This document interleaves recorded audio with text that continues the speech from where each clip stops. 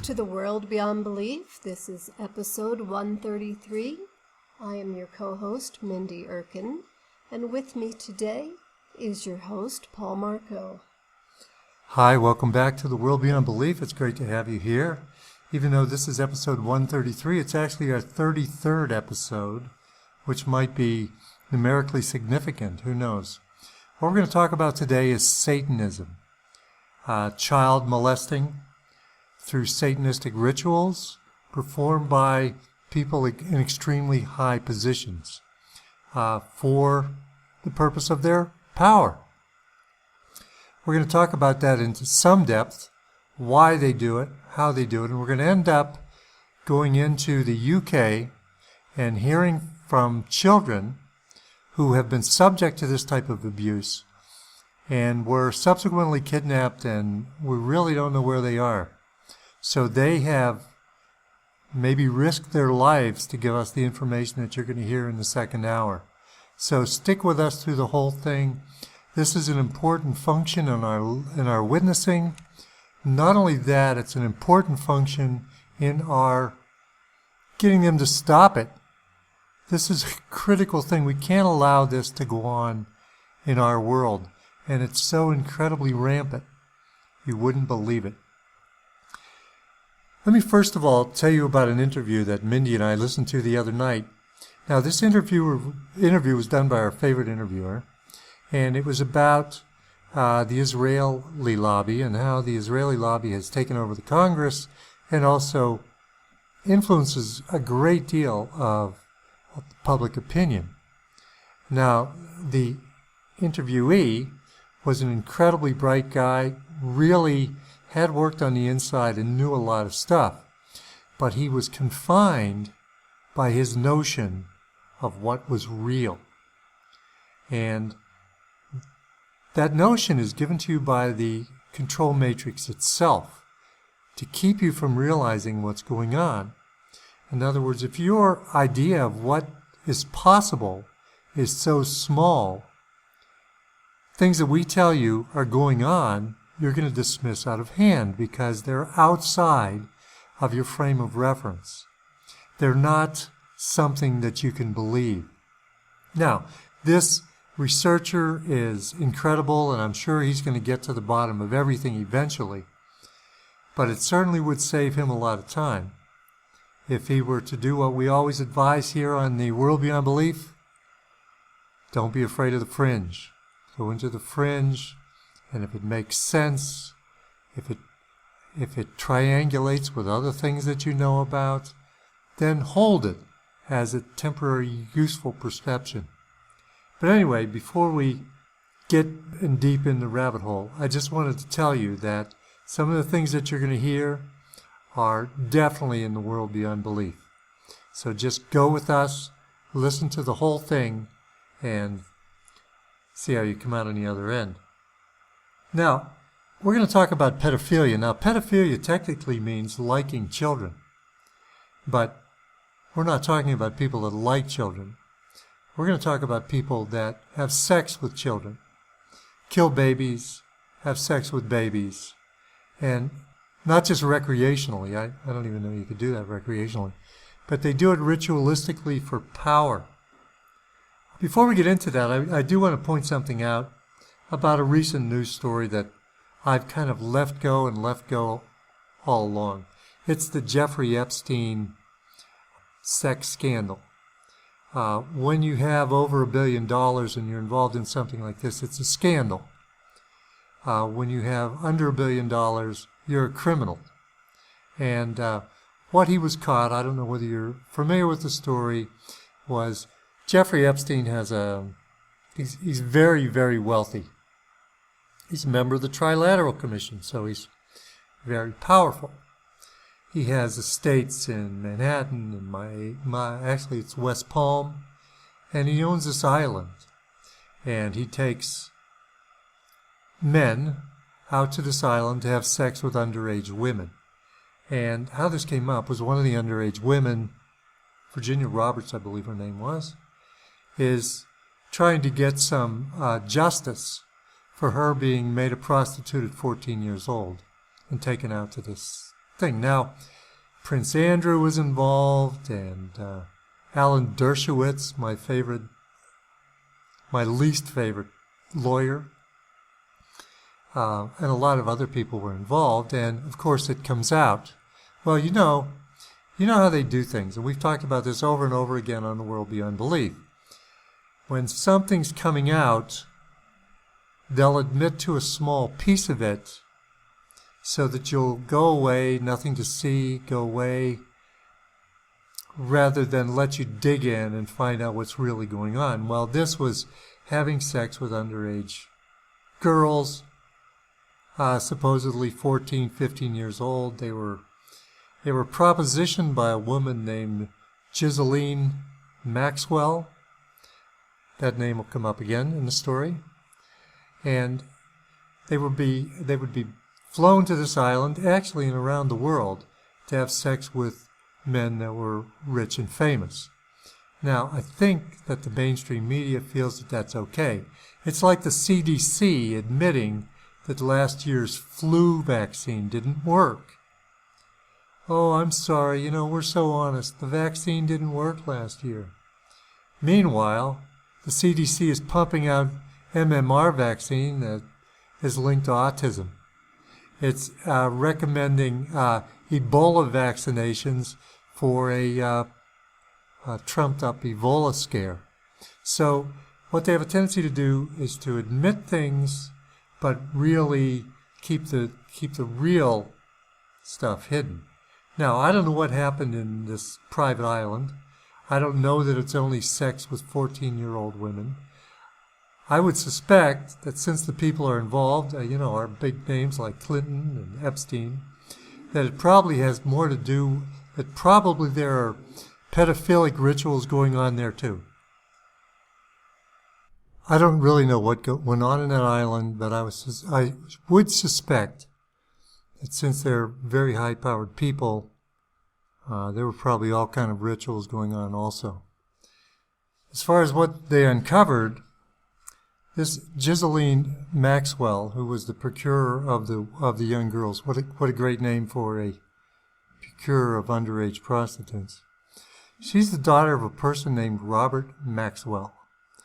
Now, we should all know that name. He's probably the most powerful Mossad agent ever. I mean, he's the kind of guy, he's like a dark James Bond. I mean, he's the person who they would call in to eliminate a Russian prime minister. That's how powerful he is. And since he and his daughter are involved in this, and we know that they did taping of all of the people that went out and participated in Jeffrey Epstein's Disneyland out there, it's probably used for blackmail. It's probably a Mossad, CIA thing, and it's probably mostly a blackmail thing.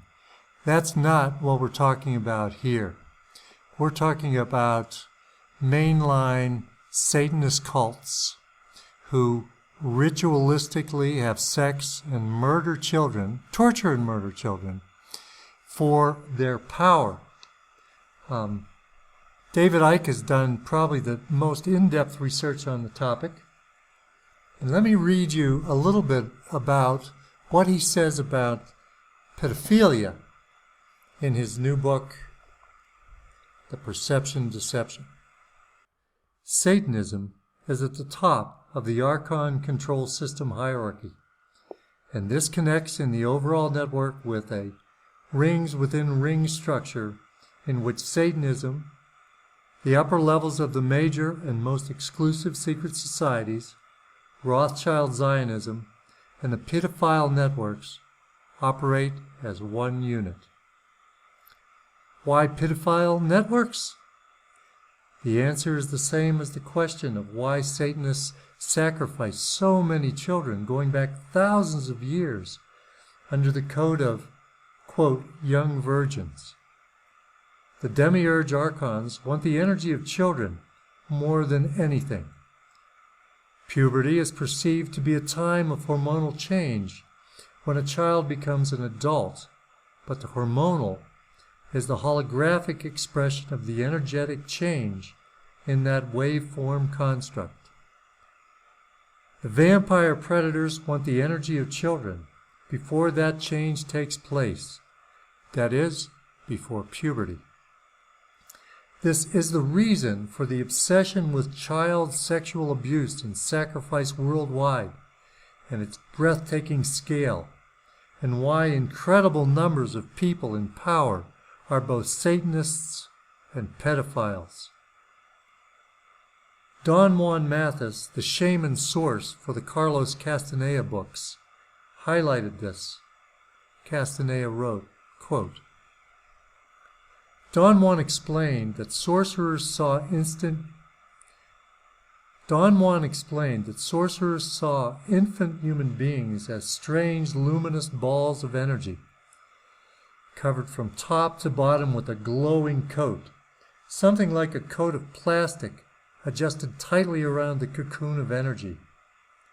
He said that glowing coat of awareness was what the predators consumed, and that when a human reached adulthood, all that was left of that fringe awareness was a narrow fringe that went from the ground to the top of the toes.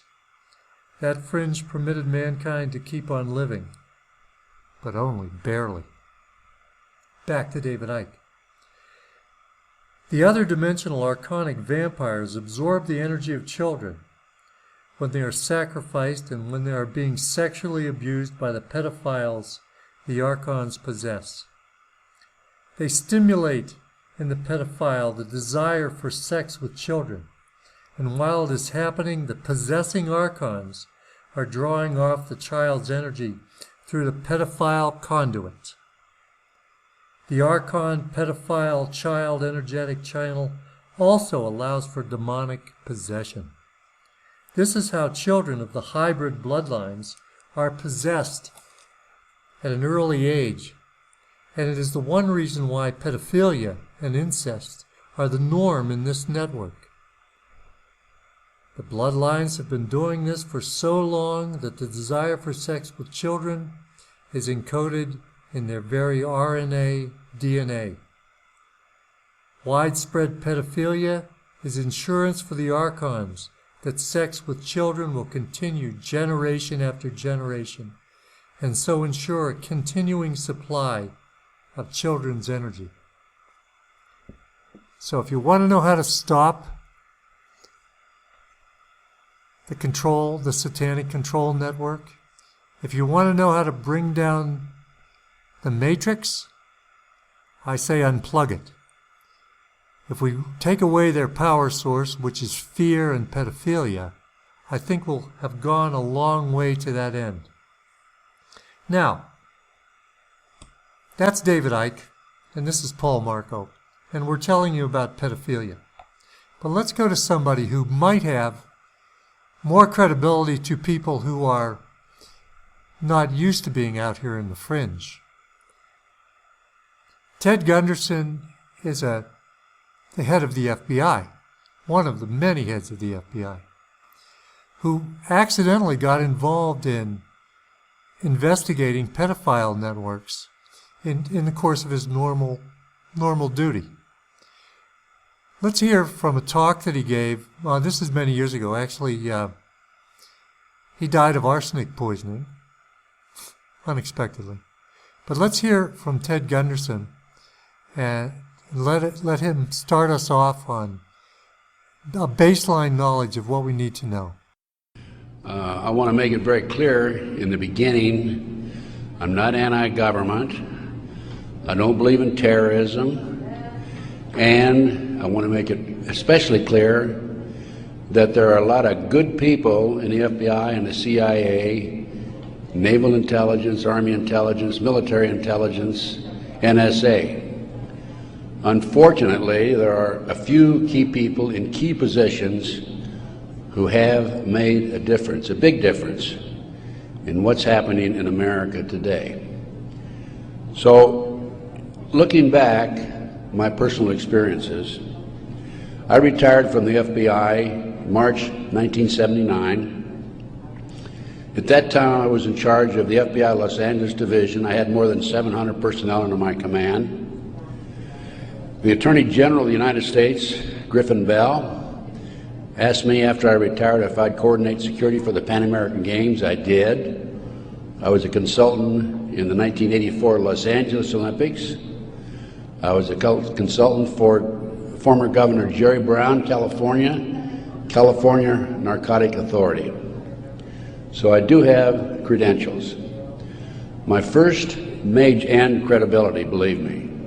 Now, if you read the internet, you may not think so, because there are some heavy-duty FBI informants out there like Stu Webb and Barbara Hartwell, who are MKUltra mind control victims, CIA mind control victims, who are making all kinds of disparaging remarks about me. But I don't want to deal with those people, because if you read their material, you'll see that it's designed to discredit people like me, former State Senator John DeCamp, and other leaders who are trying our best to expose what's happening in America today, and actually around the world. Let's go back to 1776, May the 1st.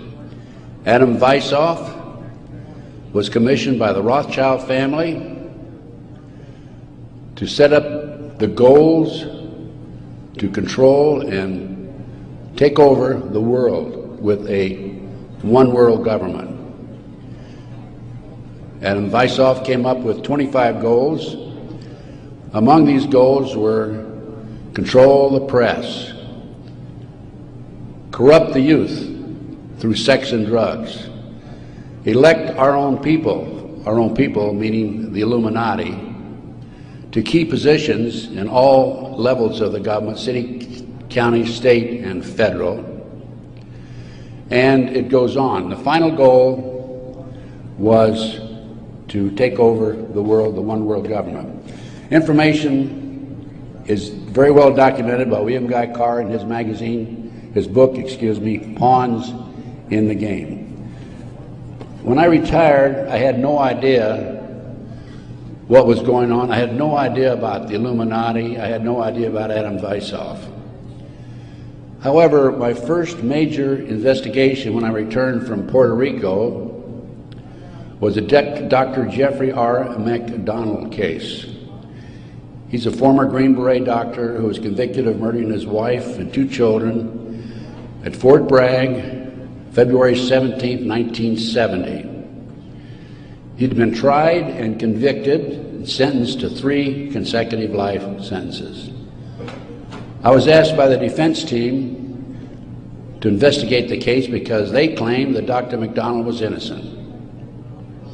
I said I would, but if I learned that he murdered his wife and 2 children, I would discontinue my investigation, no longer become involved. I want you to know I'm still working for Dr. McDonald. He is an innocent man. Now, once I became involved in the case, I had to read everything, and I learned that evidence was lost, evidence was stolen, evidence was altered. An FBI agent, Paul Stombaugh, lied before the grand jury. And most important of all, Colette, the wife, had skin where she had fought off the assailants under her fingernails. That skin was handed over to William F. Ivory, the chief investigator for the Army, and it has disappeared. 10 months into the case, October 25, 1980, I, through a series of circumstances, I don't have time to go into the details now, obtained a signed confession from one Helena Stokely. I had 3 sessions with her, 10 days each, total of 30 days. Helena told me that Dr. McDonald did not commit those crimes, that they were committed by her satanic cult group. And I said to myself, what's this all about? I don't know anything about Satanism. I read about it in the Bible, of course, and that's about it. But as I delved into the case, I learned that drugs from Southeast Asia were being flown into the United States to various military bases in plastic bags in the bodies of the dead GIs. I further learned from Helena that her satanic cult group was involved in distributing these drugs up and down the East Coast. They were mad at Dr. McDonald because he was abusive to the cult members and the GIs who went to the civilian hospital where he was moonlighting for relief of some sort. So they went in and attacked him that night. There were a total of 7 involved in the crime. She named them all for me. Right now, today, I know where some of them are located. But to further check and document this, I went to the UCLA library, and I found out, in fact, in the Time magazine, January 1, 1973, there was an article about bringing drugs in plastic bags in the body cavities of dead GIs. There was no question in my mind Helena was telling the truth. I gave her a polygraph test and she passed. I had her examined by a psychiatrist and she passed. And as a matter of fact, the government themselves had given her a polygraph examination early in their investigation before I entered the case. And Byzantine, the Army polygraph operator, said that she thought that she was telling the truth. She thought she was there that night. Now, the most recent series of events in the McDonald case, now I'm telling you a little bit about the McDonald case because that's what woke me up as to what was going on. It was after that I started researching and went back and found out about the Illuminati. Illuminati/Satanism. It was after that I learned considerable more about what was going on. And the most recent information, Dr. McDonald, who's been in the penitentiary for some 25 or 26 years now, appeared before a parole board just 2 days ago, his first that he's ever appeared before a parole board. And the reason he had never appeared before is because, in his opinion, had he appeared before, it would be an admission of guilt. In this particular instance, he still claimed he was innocent, but he did appear before the board because he's a newlywed individual with a woman named Kathy. And of course, if you read the papers in the last 2 days, his parole was turned down, and the parole board made him eligible for another hearing in 15 years. This poor man not only lost his wife and 2 children, he has served 25 years in the penitentiary and another 15 years to go. He's 61 years old. I am still working the case. What are the latest developments on the case? In 1997, the judge, federal judge, agreed to do DNA tests. And they chose 15 individual pieces of evidence to be examined. However, the judge said that when you open the evidence envelopes, only the prosecutor can be present. Well, they opened the evidence envelopes. The prosecutor did. How many do you think were empty? 5. 5 evidence envelopes were empty. The skin under Colette's fingernails would have established Dr. McDonald's innocence alone. Now we have DNA authorized in 1997. Here we are in 2005. They still have not completed the DNA test. From the McDonald case, the next case I worked of a major consequence was the McMartin preschool case in Manhattan Beach, California. The children there claimed there were tunnels under the school. They were taken into the tunnels and through the tunnels up into the trap door of a bathroom in a triplex next door, placed in automobiles, and prostituted in the community. These are 2-, 3-, and 4-year-old children before they entered kindergarten. In addition, the children claimed that they were flown into the mountains where they were involved with adults in robes, black robes, chanting, candles. They talked about the brown babies who were cut up, actually sacrificed. And in checking into this and researching this, of course, this was obviously a satanic ceremony. The McMartin family, who owned the preschool, they were tried, of Ray Bucky and his grandmother. The grandmother was acquitted, hung jury on Ray Bucky. The second trial, another hung jury. I had an opportunity in 1990 to gain control of the school. Now, the school had been given to Danny Davis, the defense attorney, and he had sold it, even though he made $15 million on the case, by the way. He had sold it to a contractor who was going to tear it down. When I learned this, I contacted the contractor. I said, I want to be given an opportunity to go on that school and look for the tunnels. The authorities had looked for them in 1987. They said they could find no tunnels. Along with some of the parents, we hired Dr. Gary Stickle, UCLA archaeologist. He hired his crew and brought them in, and in 34 days, Dr. Stickle said there had been tunnels under that school. They were covered up, and they were covered in. An informant of mine told me that there was an abandoned satanic site in Crestline, California, up in the mountains. I went up into the mountains and obtained photographs,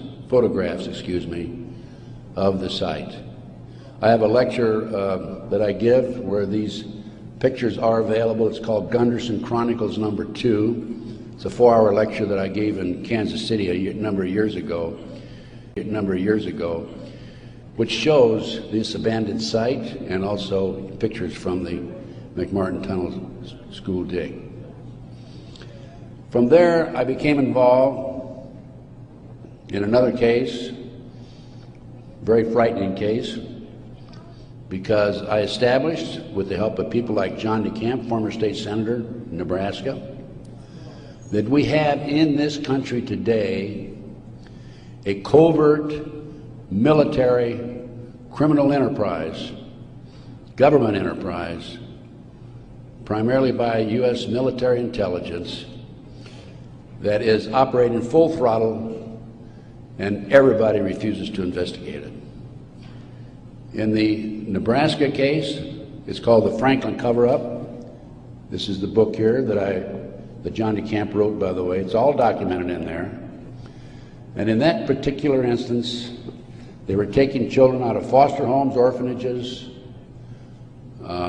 Boys Town, driving them from Omaha, Nebraska to Sioux City, Iowa, 184 miles away, placing them in private jets and flying them to Washington, D.C. for sex orgies with prominent people, including congressmen, senators, and certain people in the White House. It's well documented. I have personally talked to Paul Benassi. I had a 5-hour interview with him. It's a tape that's available. I don't have it with me here, but you can order it. I have a 5-hour interview with Paul that he gave me in 1993. Paul told me how he was used. He was part of the kidnapping crew and was used as a decoy when he was 10, 11, 12 years old in parks, shopping malls, to attract the children over near where the adults were in a car waiting for them. They throw them in the back seat, chloroform them, and make off with them. Paul also told me that these children, many of them become sex slaves. Many of them are used as toys. The boys, they call the boys toys. I don't know what they call the girls. But these degenerate, sick people, the men are more interested in the little boys than they are the girls for some reason. But it's all well documented. Paul drew the inside living quarters of the White House. Now, this information broke in about 1987. That's about right after I entered, just before I entered the case. I replaced a fellow named Gary Caradori, who was the investigator for a Nebraska Senate committee. Gary met the official photographer of the group, who had split from the group, defected, and agreed to take the pictures that this official photographer gave him, and they met in Chicago, agreed to take the pictures back to the committee. He flew out of Chicago in his private plane, a short distance out of Chicago. The plane exploded in midair, and his briefcase has never been found. He and his 11-year-old boy died. His briefcase has never been found. The rear seat of the airplane has never been found. I had made every attempt possible to obtain possession of or control of that plane, because I wanted to examine it for bomb chemicals, particularly the back seat. It's no longer available. Nobody knows what happened to it. Gary Caradori was a civilian, yet it was taken to a military base for examination. A deputy sheriff was the first one on the scene. He saw the pictures. He started picking up the pictures. An FBI agent came along, took the pictures away from him, told him to keep his mouth shut. He started talking to a few people. A year later, his wife was murdered. He's no longer talking. This international child kidnapping ring, I later learned, was out of Washington, D.C. It was very active, and the organization is known as the Finders. And I have a report on the Finders back there. Everything I'm telling you is documented, by the way. The Finders has been established and operating throughout the 1960s up to the present time. It was exposed in 1987. They moved their operation to Wichita, Kansas, and they're operating right today in Wichita, Kansas. I have taken my report to the FBI half a dozen times, demanded an investigation, and I have yet to be interviewed. So we have the Finders, we have the Franklin cover-up, which documents what I'm telling you. We have the pawns in the game. Pawns in the game is the Illuminati. This is the Illuminati/satanic movement in this country today. And that was Ted Gunderson, and as I said before, he died of arsenic poisoning recently. He was one of the few people that had the guts to go against this network. The enormity of the network you're going to probably start to understand by the end of this show. But it's really hard to move against this network because it's so endemic. And it's not endemic in the general populations, it's endemic in the population of power. So that when these things start to come to court, when people step forward, the evidence or the people are crushed all the time. I personally think that the problem with the satanic Illuminati child-killing, molesting, torturing network, I think it's becoming stronger and stronger. I think that there's more activity now than ever as they begin to enact their externalization of the hierarchy and they realize that people are waking up. They need more and more power. And this is how they get their power. They are people who are generally bloodline people who are easily possessed by these controlling entities, and the controlling entities suck off the energy of the children through having sex with them or murdering them, as we'll find out later on. So that was an interview that took place several years ago. There's a more recent interview with David Icke, where he again articulates the problem and places it squarely in the lap of the ruling elite. All through this, pedophilia was fundamental because pedophilia and Satanism and torturing kids was, like I say, a major way that they created these altars. Now, I've got the biggest secret in front of me, and I'm just going to read you a passage because I want people to understand the scale of horror that these kids go through and are going through now as I speak around the world. Kathy O'Brien has a daughter called Kelly, who I've met a number of times. Lovely, lovely girl. But my God, what happened to that kid? And Kathy O'Brien, one of the key people who traumatized her, well, among them, the key person was Father George Bush, a notorious pedophile and torturer and killer of children. As I've said all over America, and I've said in my books, and there was Dick Cheney. He was brutal to Kathy O'Brien when she was older. Bill Clinton was involved in it. All these people are all connected, and Father George Bush delighted and probably still delights in causing maximum trauma to kids. And in this passage, she's describing how Father George Bush was using cattle prongs on Kelly, just a little kid, to create the trauma and the pain. And this is what she says in Transformation of America. And this is what is happening to children in staggering numbers all over the world. She says Kelly became violently physically ill after her induction into George Bush's neighborhood. That's what he called it. And from every sexual encounter she had with him thereafter, she ran 104 to 106 degree temperatures, vomited, and endured immobilizing headaches for an average of 3 days, which is consistent with high voltage trauma. These were the only telltale evidences aside from the scarring burns left on her skin. Kelly forbade me to comfort her, pitifully complaining that her head hurt too bad even to move. And she didn't move for hours on end. Kelly often complained of severe kidney pain, and her rectum usually bled for a day or two after Bush sexually abused her. My own mind control victimization rendered me unable to help to protect her. Seeing my child in such horrible condition drove my own wedge of insanity deeper, perpetuating my total inability to affect her needs until our rescue by Mark Phillips in 1988. Kelly's bleeding rectum was one of the physical indicators of George Bush's paedophile perversions.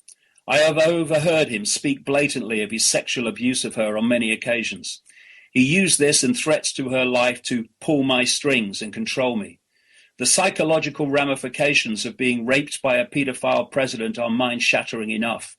But reportedly, Bush further reinforced these traumas to Kelly's mind with sophisticated NASA electronic and drug mind control devices. Bush also instilled, and this is what all these kids get. Bush also instilled the "who you gonna call and I'll be watching you" signs on Kelly, further reinforcing her sense of helplessness. The systematic tortures and traumas I enjoyed of a child now seem trite in comparison to the brutal physical and psychological devastation that George Bush inflicted upon my daughter.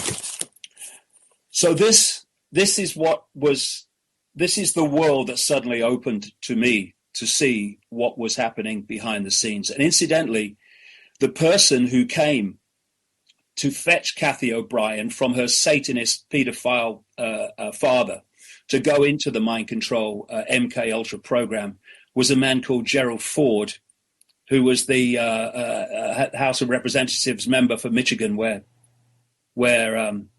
Kathy lived. So when you look at the fact that the CIA and the National Security Agency know everything that goes on around these people, not least presidents. So they knew what Bush is. It's well known among the insiders. And what did the CIA do? They named their headquarters after him. Yeah, he was a former director, wasn't he? In Virginia. And of course, what also was coming out in the 90s, and you've had interviews, Rich, about this on the show, was the Lawrence King pedophile ring. Lawrence King was a major Republican who was such a big Republican, he sang the national anthem at the Republican conventions in I think 1984 and 1988.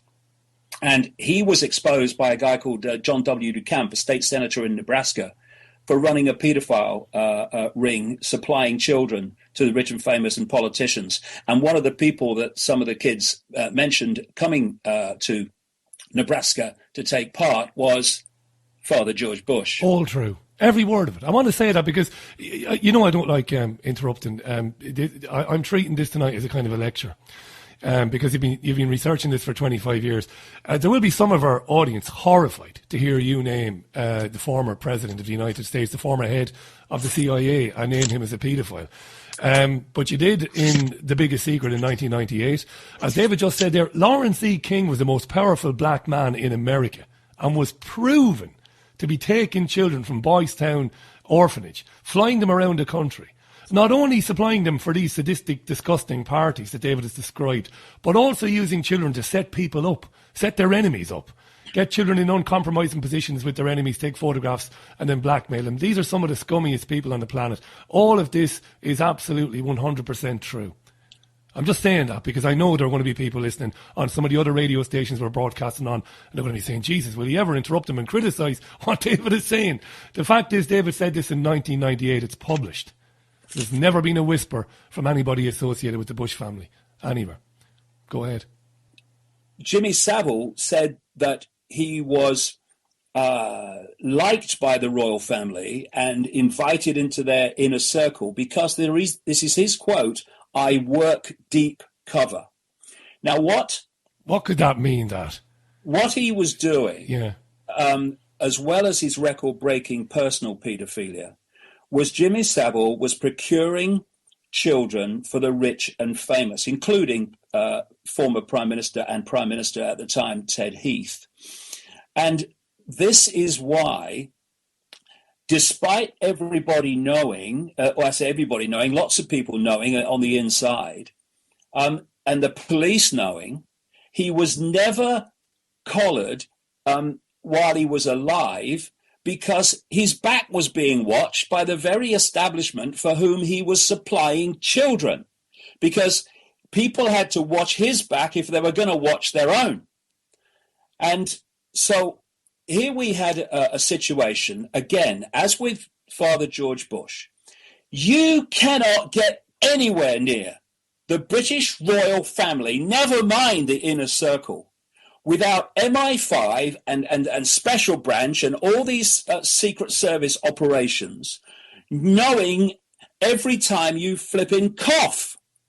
And here was a record-breaking paedophile and procurer of children for the rich and famous in the inner circle of the British royal family, taken there, invited there by a paedophile Lord at Mountbatten, and MI5 and Special Branch did nothing. They must have known. And the royal family didn't know. Are you kidding? They must have known.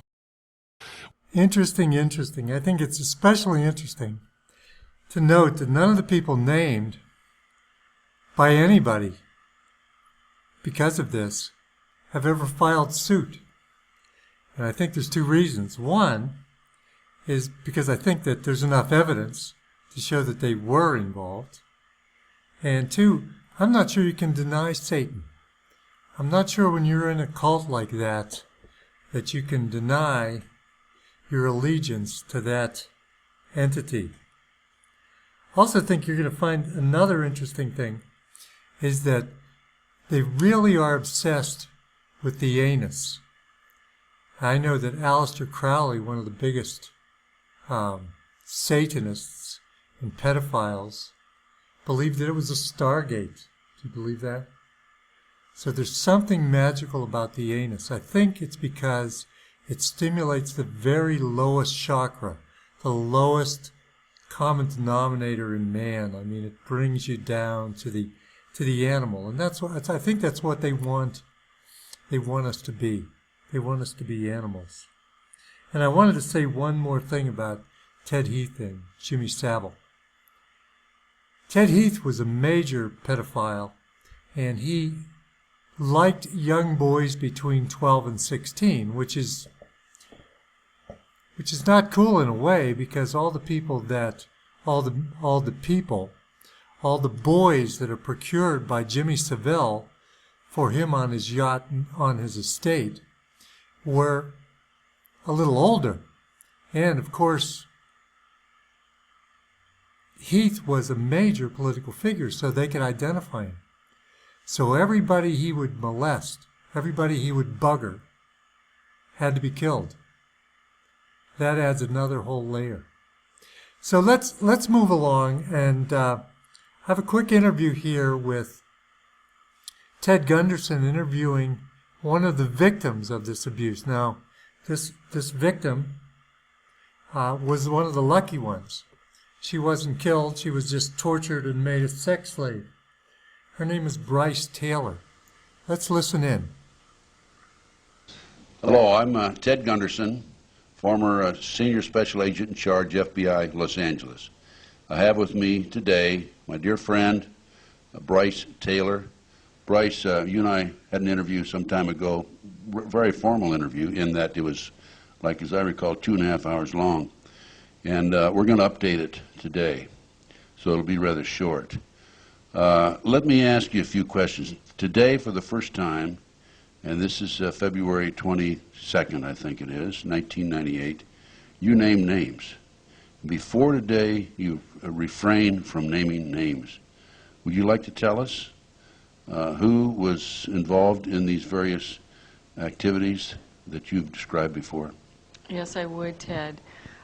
It's real scary for me, but I'd like to go on public record saying that my owner under mind control was Bob Hope, and that I was abused and used as a mind control sex slave by Ronald Reagan and a lot of different presidents, LBJ, Reagan, Ford, and I was programmed to have computerized mind files by Henry Kissinger, where I was used as an operative within the intelligence faction of the government, targeting people that he and Nelson Rockefeller had an agenda to bring in certain individuals into the fold, they called it, to work on behalf of the New World Order.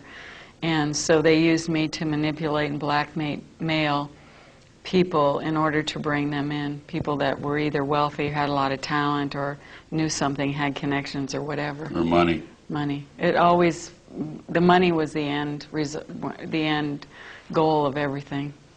And what were you asked to do? I was sent in usually with very detailed programming instructions where I was drugged and electroshocked and food and sleep deprived in order for them to lay in programming that would be specifically targeted to a certain individual, and I would be, it would depend on what the profile of the person was, but I was usually sent in with instructions to seduce a person, and then to deliver a whole regime of instructions or information that they had programmed me to deliver. So you were used for blackmail purposes? And to keep the people that were working with the New World Order agenda organized. And now we went into detail last time about how you had your photographic memory, and you could read a series of documents and memorized it, and they could call on you and say right. What happened on what was on page 395, and you could come forth with right. Actually, Henry Kissinger took me sent me into the National Archives and different places in Washington, D.C., where I was instructed to go in and have perfect photographic memory. So instead of like reading and memorizing, it was just that I was programmed to be able to photograph with my mind different documents so that anything that they would need at any time would be available to them. Did they ever expose you to any psychiatric examinations of any sort? Actually, I was being monitored at UCLA Neuropsychiatric Institute in Los Angeles, and Dr. Jolyon West was involved with this. They did a lot of mind control programming there, And I reported there at different times when I was told to, for my programming to be either updated or reinforced or whatever. My father also had brain surgery at UCLA Neuropsychiatric Institute when I was 16. And after he recovered what he was able to recover from that, he knelt down on the floor at my bedside when I was 16 and said, "Honey, I've lost control of you. Big things are happening and I'm really sorry, but there's nothing I can do to help you." Because if he had resisted, he would probably been taken out. Right. So Dr. Jolly West is head psychiatrist, head of the psychiatric department at UCLA. Yes, and he worked with Reagan back in the time when Reagan was governor, and they were working on the prison population there in California, working with the mind control experiments on the prisoners. So do you feel like you know Jolly West real well? I mean, what kind of treatment would he give you? Oh, I was, usually it was his staff that I reported to, but they would drug me and do all kinds of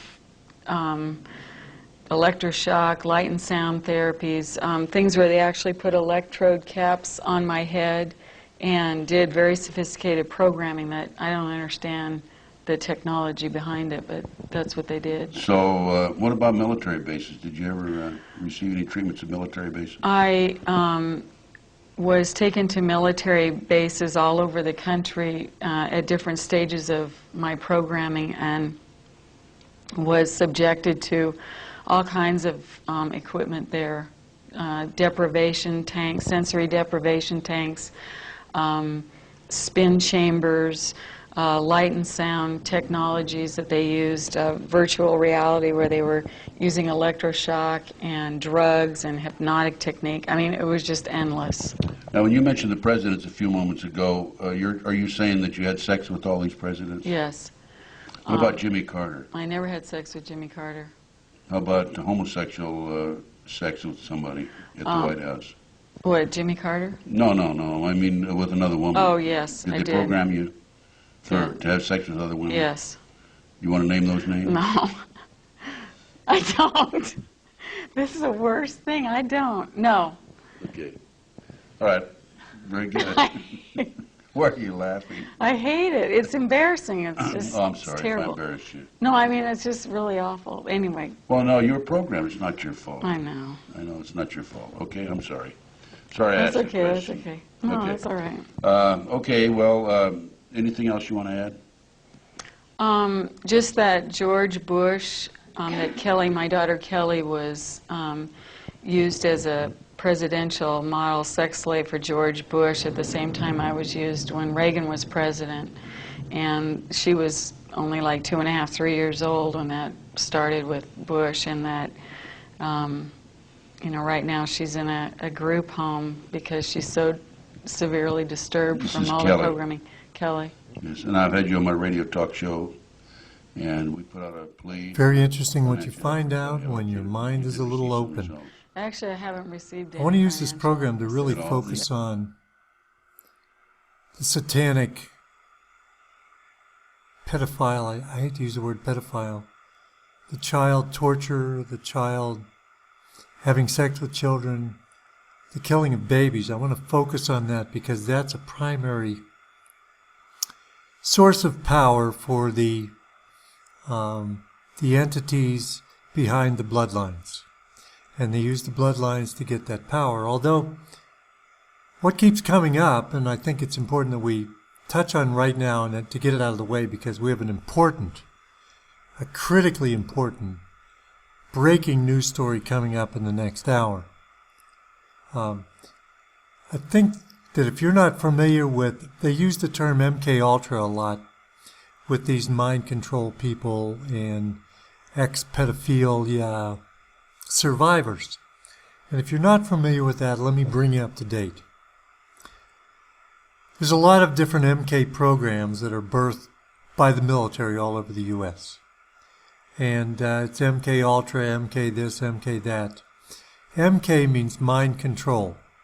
And the reason it's misspelled is because they use the German spelling.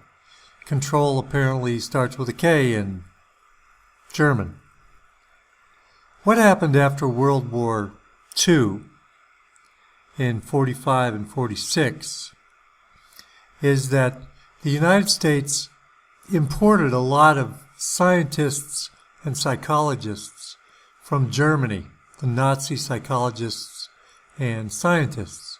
And the most famous aspect of it is the rocket program, and the most famous person that was brought over was Wernher von Braun, head of the U.S. missile program until his death. They also brought over 500 or 600 psychologists. Now, if you think of Nazi psychologists, what type of thing would a Nazi psychologist be involved in? I mean, my mind just jumps all over the place, and none of it is good. But we brought over 500 or 600 of these people, and we placed them all around the U.S. and Canada in prestigious universities and laboratories to continue the good work they were doing for the Nazi war machine. They brought over things like LSD. The Nazis were very interested in seeing if they could wipe your mind totally clean with LSD. And I think that was one of the big motivations for spreading LSD all over the landscape in the late 60s, early 70s, to find out just what would happen when the public was exposed to this. They also had deep dark projects where people were injected with LSD without their knowledge, especially in prisons and in mental hospitals. And I can't think of anything more horrible than being injected with a mind-altering drug and no one telling you what's going on. I mean, that's got to be a really horrible thing. But anyway, they were very interested in mind control, and MK Ultra is what they call a trauma-based mind control program. Now, trauma-based means that when they take a child, they expose him or her to severe mental trauma. So severe, it can be pain, it can be seeing something horrible, so severe that their mind can't cope with it. So what happens is they break off and form a different personality to deal with that particular problem. And after this happens 10, 12 times, these people, their brain looks like a honeycomb. It's all compartmentalized. They have these different personalities that come out that deal with different situations. One personality might be a baby. One personality might be a very tough person. One personality, and on and on and on. That's trauma-based mind control, and you do that. They do it frequently with super soldiers, or at least they used to. I would say they probably do, because they really do enjoy torturing people. Mindy and I watched an interview with a super soldier several years ago, and while we were watching the interview, we noticed 3 separate personalities emerge from this individual, so that they're very compartmentalized, and that's how they exercise mind control.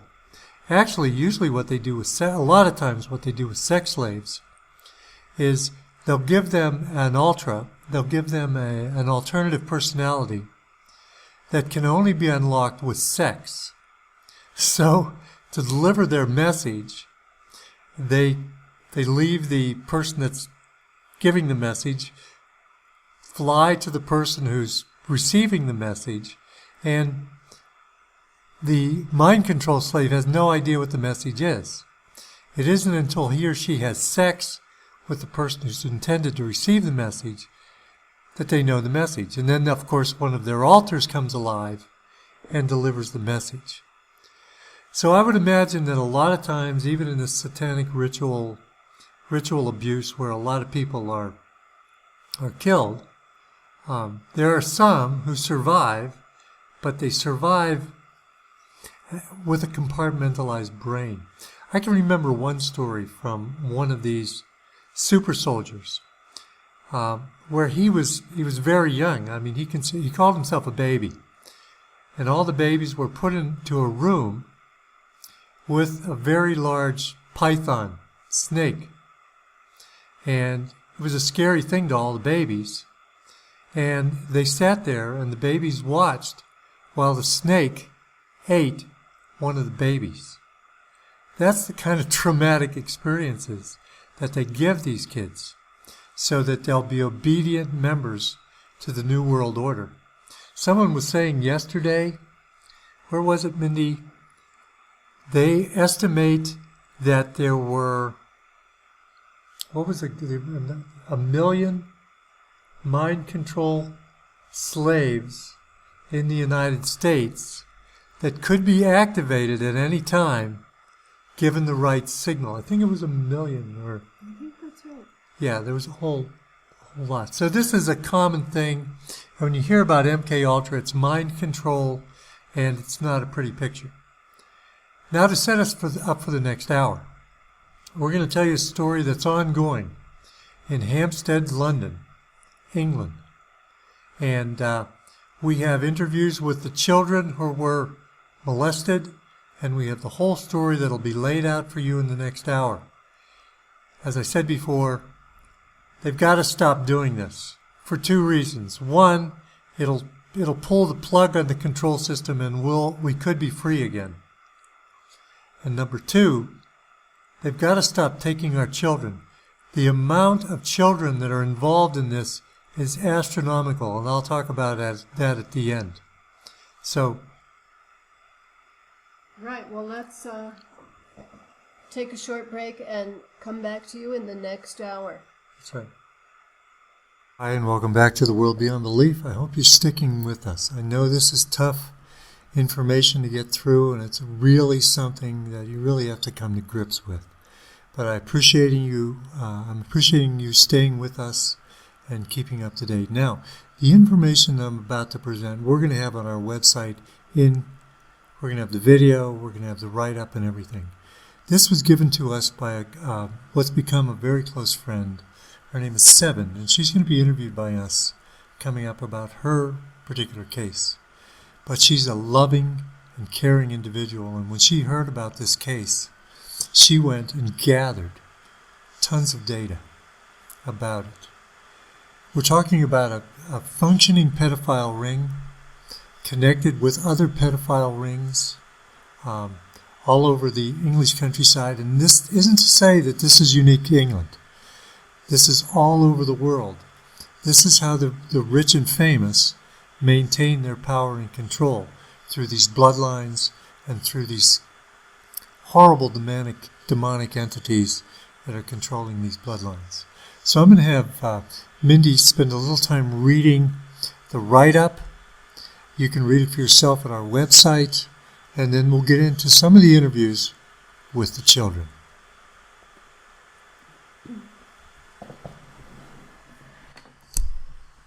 Children have been the victims of satanic abuse, including rape, murder, and even the production of so-called snuff films, which depict killings. 2 charities claim. This case is the result of an 8-year-old boy and his 9-year-old sister confessing at long last the abuse they suffered by their British father, who is the leader of a sexual ritual abuse cult in North London. The Russian mother had a history of domestic violence with him that included 5 police call-outs and 3 reports. She had long noticed signs of unhappiness, sickness, and stress in her children, but only when on holiday in August with them she learned about most harrowing details as the reason. However, 6 days after reporting the crimes to Barnet Police on the 5th of September 2014, the children were taken into protective custody and subsequently to 2 different foster carers. Medical examinations initiated by the police confirmed scarring in the rectum area of both children. The hearing of the boy is impaired due to the father's hitting and excessive shouting.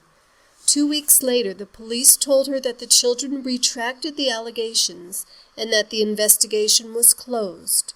The explanation was that the children made their story up from the film The Mask of Zorro.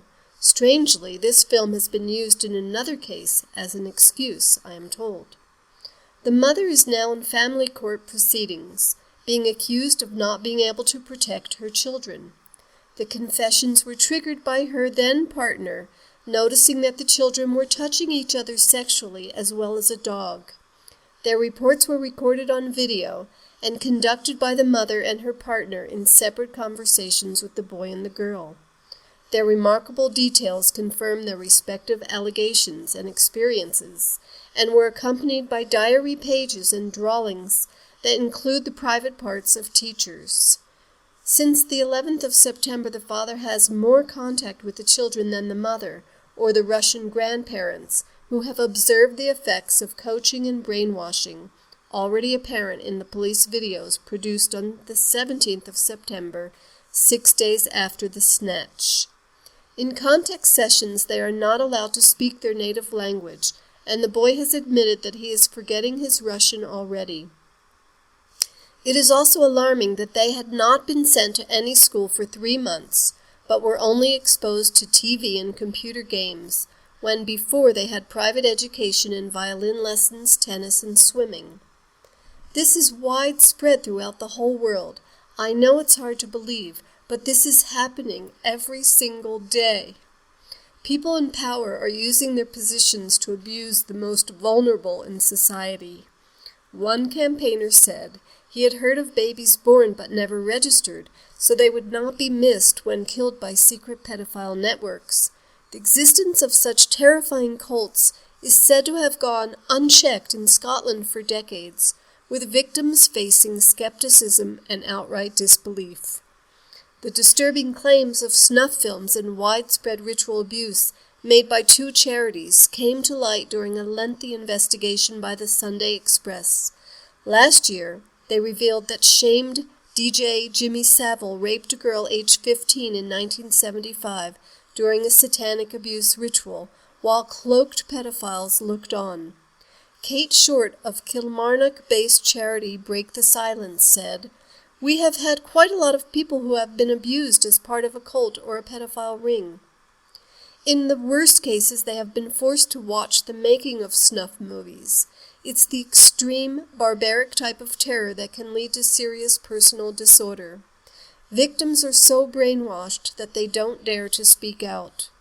Have complaints of extreme satanic abuse been routinely made over the years and similarly ignored or suppressed by the authorities? A comment from Short suggests otherwise. She is quoted as saying that survivors often suppress their memories of such harrowing childhood events, and therefore the specific details are vague, meaning that they can be written off as suffering from a false memory syndrome or mental illness. Charity Izzy's Promise is based in Dundee. Project coordinator Joseph Lumbasi said babies are aborted for sacrifices.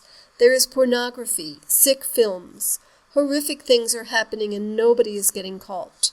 This is a seriously disturbing video and I just need you all to share it, please. We need to get to the bottom of this and hopefully connect a few dots using social media. I have watched this over and over again and I can't comprehend what the hell is going on, but this is wrong. It's evil. It needs to stop. If you are a parent, you need to share this and make everyone aware of what's happening. This is the fruit of some research after listening to these very courageous children in the video, and I genuinely do not care about the consequences of revealing this information. This is public information and everyone has a right to see that information. The school they attend is Christ Church School in Hampstead. The name of the headmistress alleged to be involved in the children's testimonies can be read on the green plaque. She can quite easily clear her name by proving that she doesn't have a mole on the top of her inner right thigh and a dark pink birthmark and piercings on her private area. In the staff list of the school, several people are alleged to be involved and have a good opportunity to clear their names. This needs to go viral so that every single person in the UK is aware of what is happening. These evil bastards that are conducting these satanic rituals have set up the very systems that are supposed to safeguard our children, the children's charities, the phone lines used to report abuse, the judicial system that's allowing pedophiles to get away with short sentences and protection.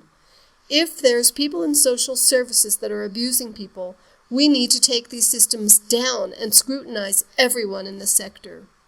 Mr. Hollings could, for example, prove that he doesn't have red dots over his privates. Miss Marden could, for example, prove that she doesn't have a wart on her privates the size of a 5-pence coin. By zooming back from the school, you can see Christchurch at the back, and there are websites listed so that you can watch these things, and we will post this on our blog so that you can continue to research this further. But for now, we will play the audio of the video of the children. Now, this is an amazing, if you're listening on radio, audio, and if you're listening on YouTube, we've got the video. It's hard to watch, especially knowing that these children were snagged back and have been attempted to reprogram. So now it's the little girl, and her brother's name is Gabriel. He's 8 years old, and she's 9. And they're going to talk about what happened to them. They're very brave children, and my heart really goes out to them.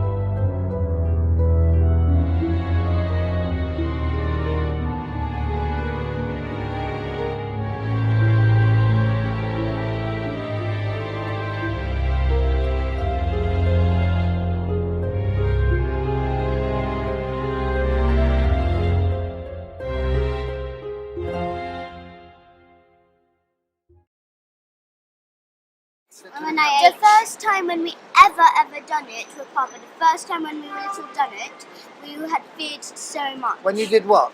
When we killed a baby, first time. And you killed the babies? It. Yes. Yourself? With Papa. Papa holding my hand, he helped me. But he told me to cut the baby's head off. But he forced me to. I couldn't. He held your hands? He held my hand, yes. Like what? Show me. So this is my hand on the knife. He put his big hand on, and he pushed my hand and then cut off the head. Like that. And then when we got older, we got more used to it. But then we understood. When my mom found out about it, she understood. She told me that it's wrong to do this kind of stuff. So then me and Gabriel had still been used to it. But then we had understood that it's wrong. They work with the social services. And what did they do to you? They do sex. They touch each other. They touch me and Gabriel. They have plastic quillings. They stick in our bottom. And what happens in the church? And we do baby sacrifice and eat the baby. What do you mean sacrifice and eat the baby?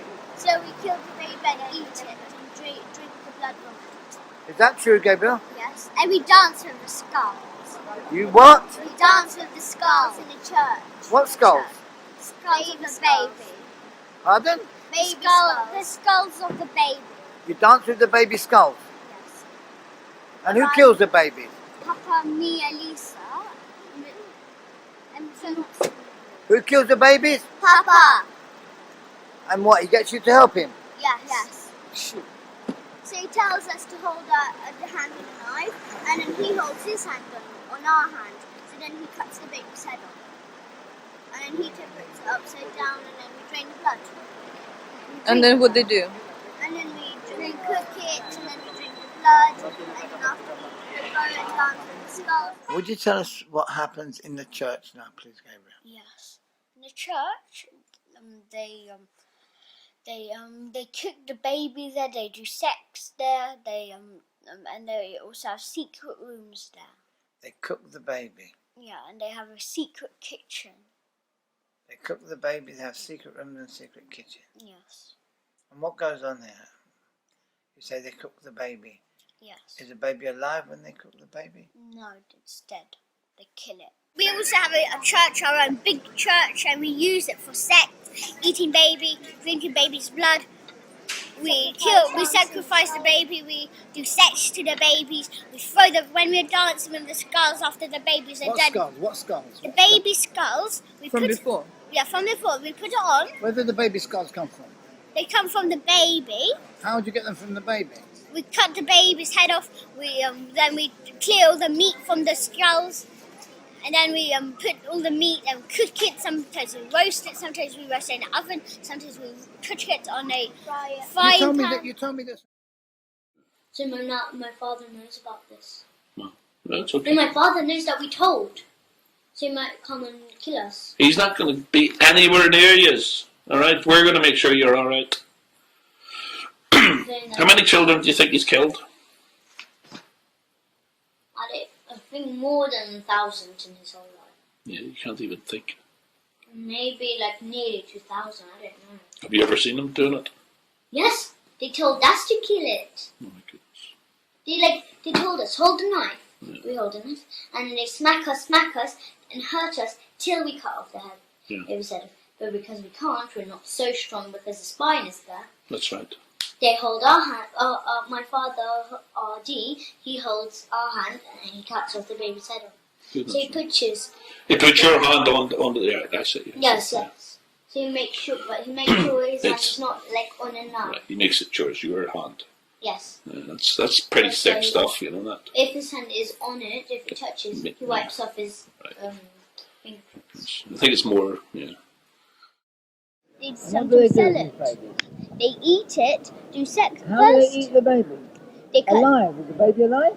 No, they inject it to make it go to sleep. And then after, Papa tells us to hold the knife, and then he puts his big hand on.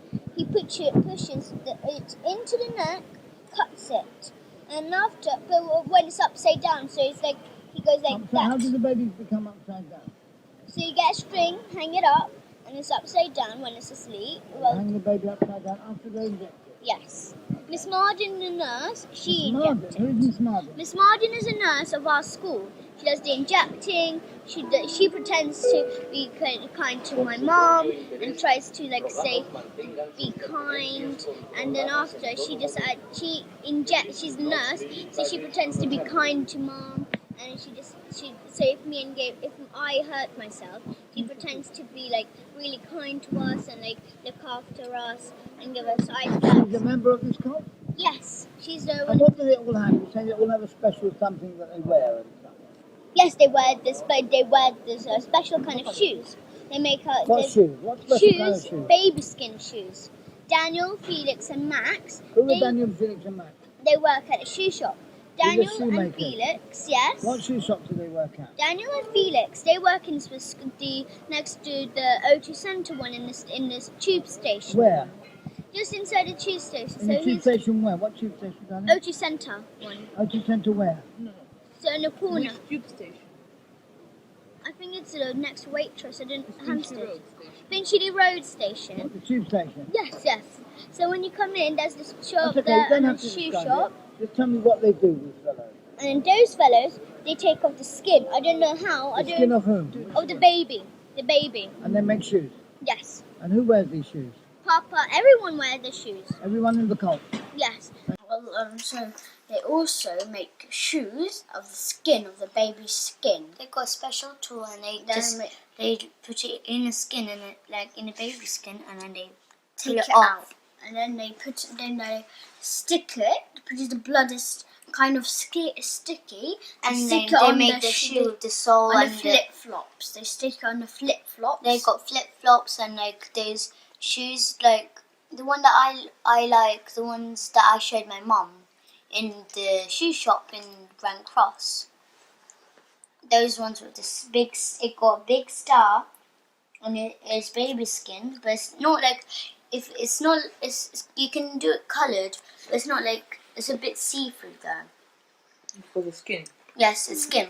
Okay, well, sorry And to... a big black star. It was. Wait. Pause. I have to go and draw the star picture on the shoe. The paper's downstairs. Carving skin off. Yeah, and also Alex is like really good. carving the skin from where? From the baby, and when the baby's dead. And these are when the baby's dead. And these are the baby skin shoes we're talking about. Yes.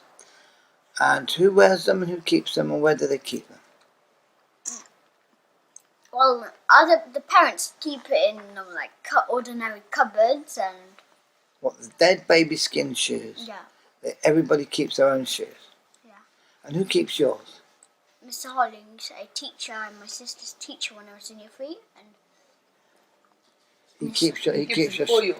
He keeps the shoes for you. yes. All right. Can you please just draw this? One moment, yeah. And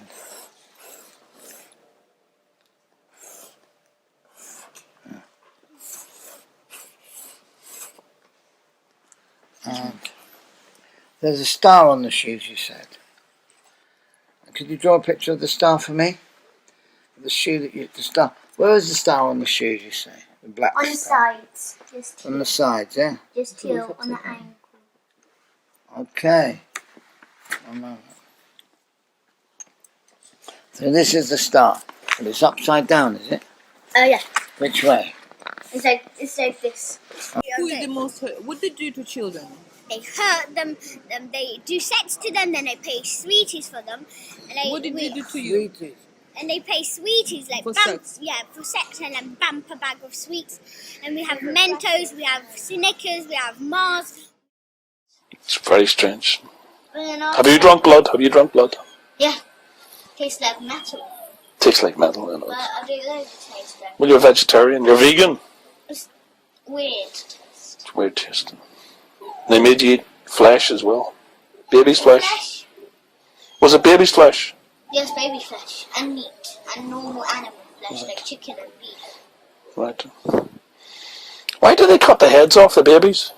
They hang it upside down, Right. and after this big white bowl under. And after they cut, they cut the head off so it falls on the floor. Right. They leave it on. They cut off the head. Yeah.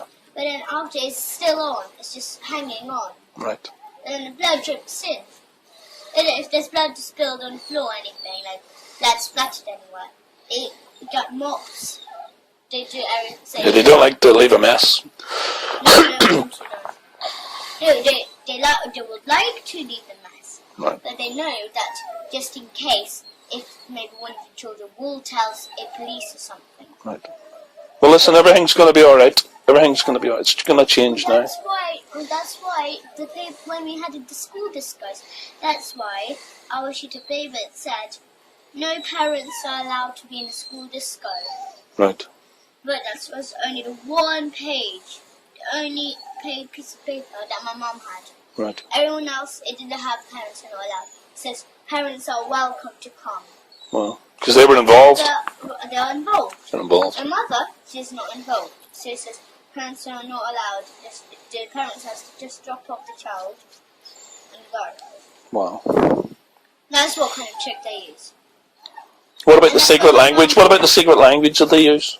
Yes, Tell me about that. They use it too. They use the teachers. They use it. All of them use it. What's the secret language?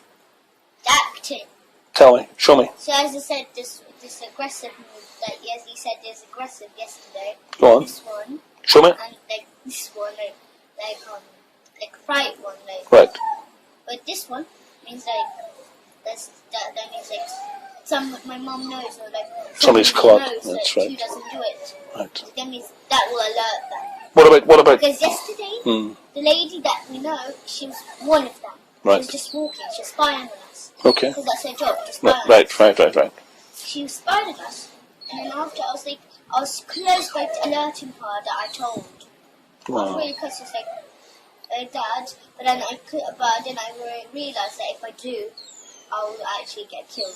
That's right. And then after I tried not to, but then I didn't, so I just clapped my hands like that. Wow. But I did do this one, which means touch. Touch. What about the one where you wiggle your ass? Yes, that means touch, like quickly, like Quick. this moment. Right this moment. Right. Well, all them things are going to stop now. They're all going to be caught. Only if the police are helpful. That's right. Do you know how many children you've saved because of your bravery? 200. No, but that's only today. That's only... I mean, in the future, if we stop these people, you do realise that you've... A lot. A lot. But it's like, no, not 200, all schools. I don't know how many teachers there are in school. School children are there. We never believed the children. We never believed. Some children liked. Is there really? Yes, Sophie. She's a girl and she likes it. She's got blonde hair. How old is she? She's only 8 years old. Well, but she enjoys it. Yes, she likes it. Is her parents into it as well? Yes, and she likes to do sex. Right. And she's 8 years old. Yes. That's just... And she gets a lot of sweets for this. Right. How much money do they get? Oh, a lot. And do they charge for it as well? They charge? Yeah, but they charge for it as well, don't they? Yes. How much do they charge? Like £1,000. Like, it looks like £1,000 a week they get. For? Or maybe maybe it's £1 million. You know, it doesn't matter, yeah. So it's like £50 every single day.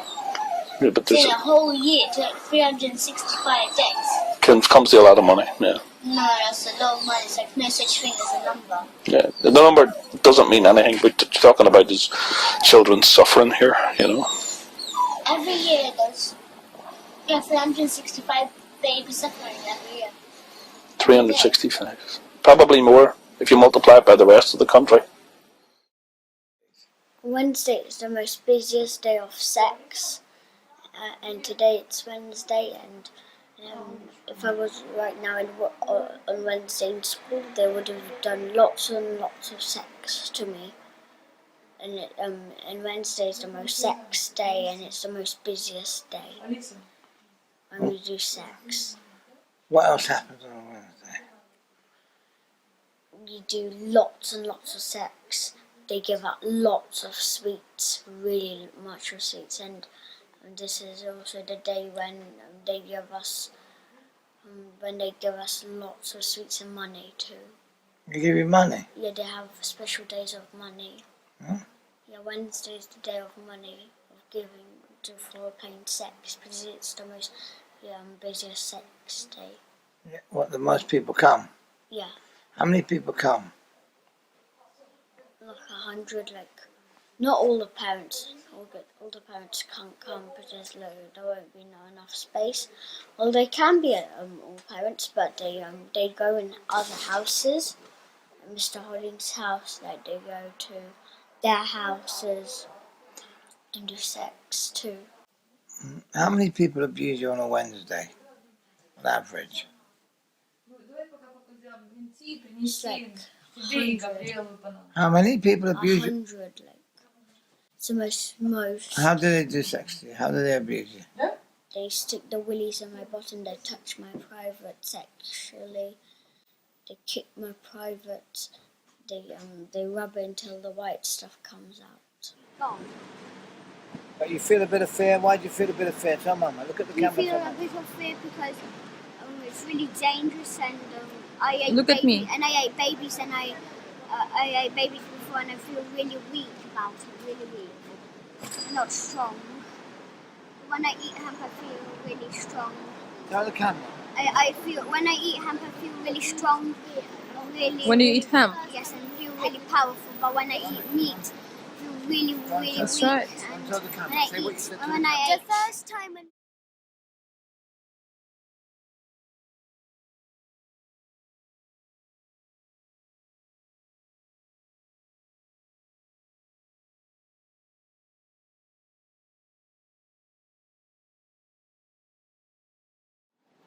You're going to help us to catch. Who are you going to help us to catch?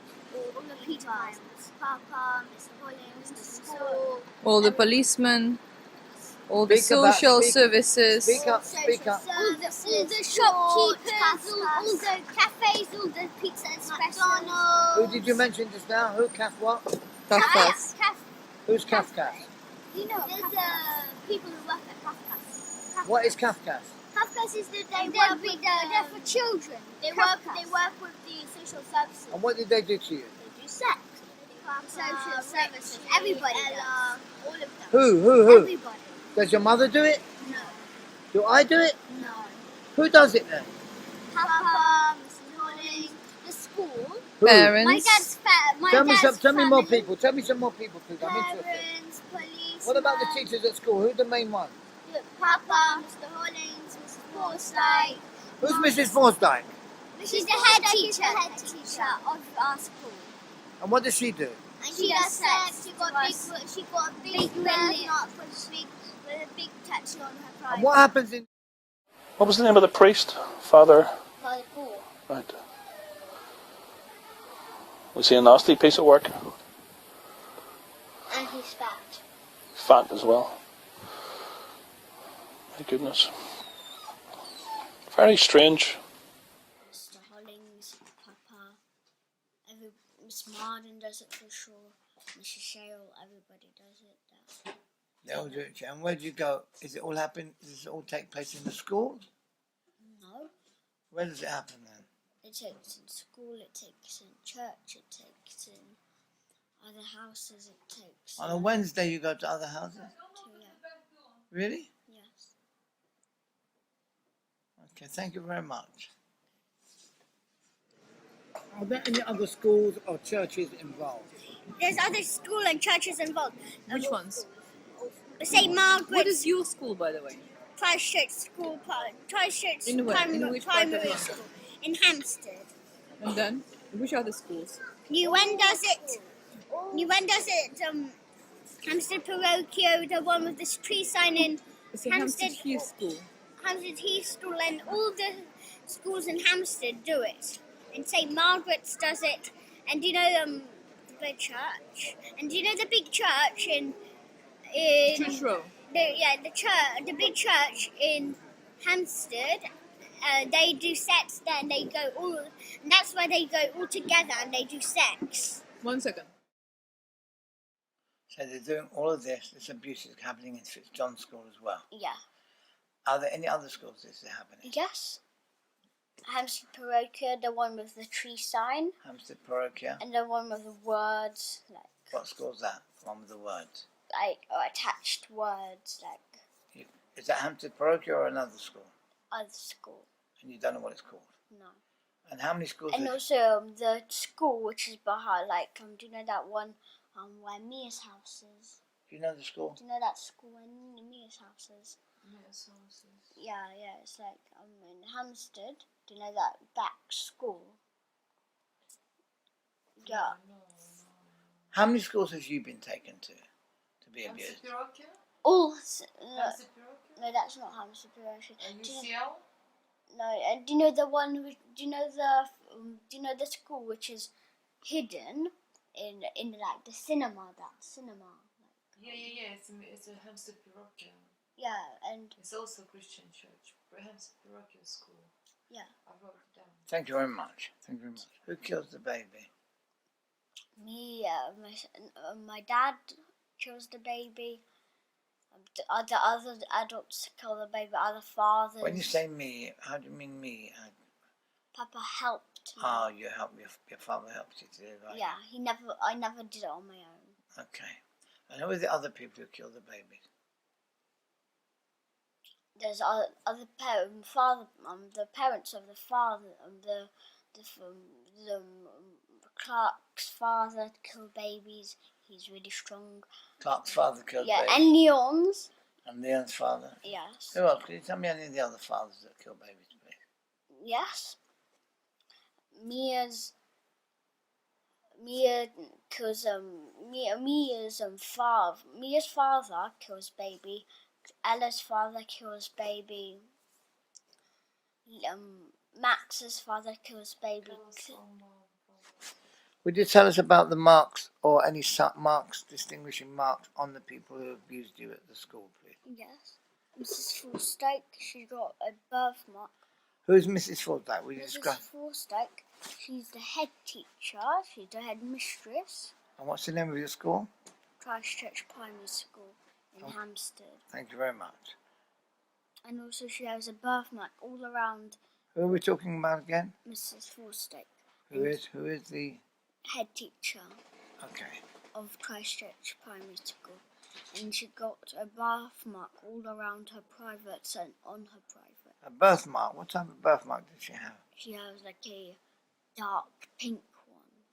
And where is it? All where? All around her private and on her privates. On her inner thighs? On her inner thighs, on her thighs here? Sure. On here. Where are the birthmark of Mrs. Forstake? Here, like that. All there, yeah? Yeah, and on her privates. And anything else? Anything else that she's got there? Anything else you can remember? Yeah, she's got like a little dot here. A dot, yeah? Where? Show me. She's got a dot. Yeah. Show us. Yeah. Like this, she's got a dot, yeah? Okay, lovely. Anything else you'd like to tell us about? Yes, and she got pierce rings. Pierce ring? All over her privates. And she also got pierce ring on her privates, on her lips. Yeah? Yes. Okay. Vanessa, she got a birthmark. Vanessa, now who's Vanessa? Vanessa's Clark's mum. Clark is a boy in my class, and he is my best friend. And what's his mother's name? Vanessa what? Vanessa Patrick. Okay, thank you. Was it? Vanessa Fitzpatrick. Oh, Fitzpatrick. Okay, carry on. Any distinguishing marks about her? Yeah, she has birthmarks on her boobies. Yes. And she's also really hairy. Her private is like really hairy, Okay. That's a lady you call Shepherd's Bush. Yes. Okay. Will you tell me more about Vanessa? She's got hairy legs. She's got hairy boobies. She's got hairy arms. And her hair is really wiggly and blonde. Okay. And she's got white skin. And any other distinguishing marks about her? Apart from her being very hairy? Yeah. Any other marks on her body? Yes. She has like a little, she got a verruca here. A what? No, verruca. What's a verruca? No, a verruca is what I got here. Okay. And she's got one where? On here. Okay. Between her two bones. Anyone else you'd like to tell us about? Yes. Who have distinguishing marks, huh? Yes, like really strange marks. And Mr. Hollings, he has like red dots all over his willy. Really? Yeah, like really little. Little red dots all over his willy? Yeah. And who is Mr. Hollings? He is my sister's teacher. When I was in year 3, Mr. Bennett used to be my teacher. But Mr. Hollings used to be her teacher. But now I'm moving into year 4, and now Mr. Hollings is my teacher. And now my sister's teacher is Mr. Bennett. Thank you. Mr. Hollings has what on his private parts? Like red dots. Just on his willy or anywhere else? Yeah, just a tiny, here on his willy and like here. Thank you very much. Anybody else you'd like to tell us about? Yes. Who? Mr. Bennett. Yeah, he shaved himself. Yeah? Yeah, Willie, yeah. And when you shaved himself, what can you see when he shaved it? What's there to see? Willie and so. Yeah, so he doesn't have any other marks, no tattoos, nothing. Yeah, he has tattoos. He has a tattoo? Tattoos and piercings. What? Really? Yes, sir. And Courtney, my best friend, he has a piercing on his willy, on the end of his willy, where it weeds. Yeah? Yeah, and also on his, like, not balls, but on his, like, down bit. Really? Yeah, where your balls are. Very good. And Mrs. Foster also squashes my balls, and it really hurts. It hurts me all around here. Can you tell me any other person has any distinguishing marks, please? Yes, Mr. Unwin. She got like a tiny wart. Here, like a tiny wart there. You see? Yeah. Okay, a tiny wart there. Yeah. And there's another lady apparently who has a big wart.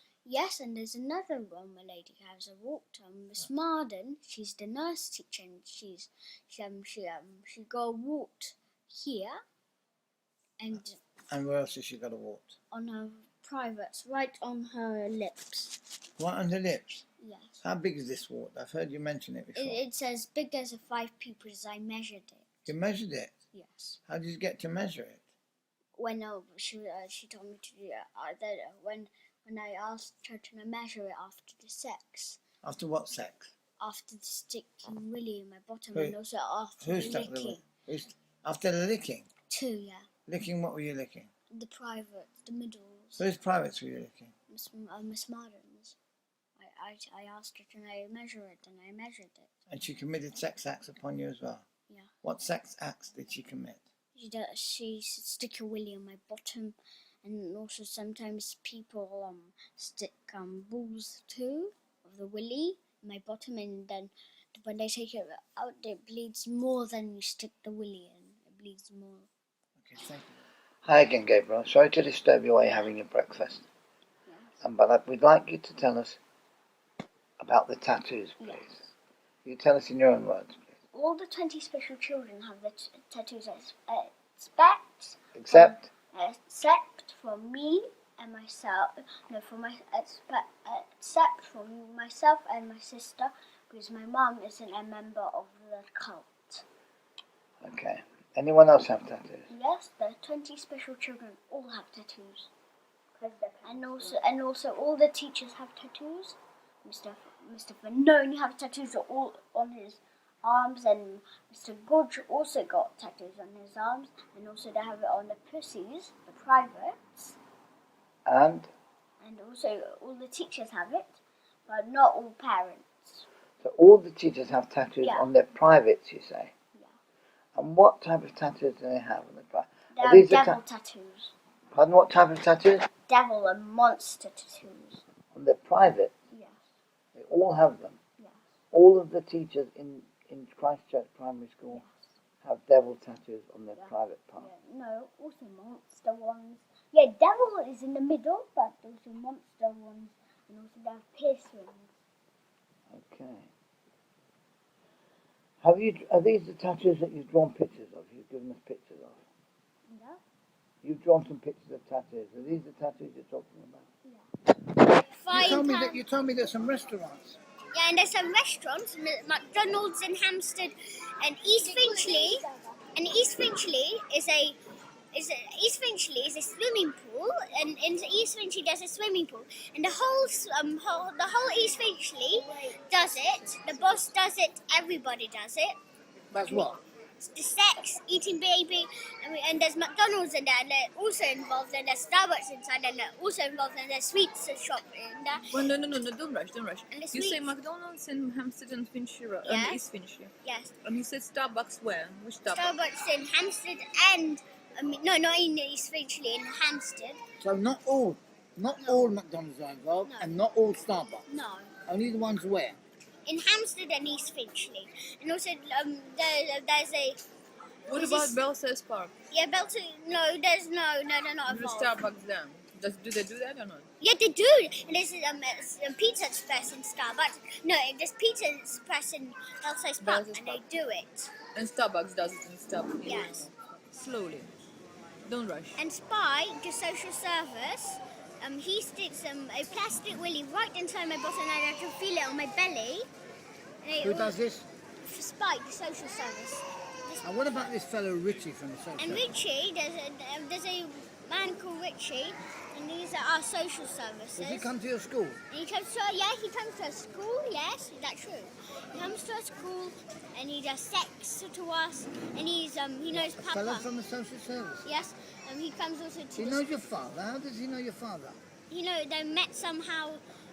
When we wasn't with Papa, they met, and then they got better friends, and better friends, and better friends, and better friends. And also there's a Kafka, a lady called in the whole building Where? Do you know that building we went to with But Tim? where? What do you remember from this building? Where is located? Like where you went to back to home. Doesn't remember. When Yeah, we but went where? You remember where we went? Next to what? I don't remember next. Doesn't matter. You know you went to Kafka's, yes? Yeah, we went to Kafka's, and there's a lady, and once What's the lady's name? Holly, and once a Kafka's Any other lady? Any other ladies? No, and there's Just a, Holly. Yes, and there's Can you a mention it? Who did you? Ella too. Yeah, she's But the Ella one. from social services, Yes, no? yes. Not from Kafka's. Kafka's. From Kafka's. No, from Kafka's. And what did they do to you? And they do sex to me in a building, where like a big office, and they ask me all kind of personal questions. They ask me, does your mum feed you well? And we say yes and yes, yes, everything yes. And then They asked you many times, didn't they? Yeah, and to make me say yes or no, they don't. They want she you to doesn't. say no, that your mother doesn't feed you. So we go and live with our dad. Oh, they're attempting to get you. Producer will say, "Oh, look, Dad is really nice. He doesn't do no." So, do you think your father knows these people? Yes, my father knows everybody who does the sex, but not your friend. That friend who was following you. Who? That friend you talked about who was following you, and your children said, "Hey, Dad, there's something wrong with that child." Yeah, he's not. I don't know. He doesn't, your father doesn't know that one. So that's one person your father doesn't know that we know who does it. Because the first time whenever we ever done it, Did what?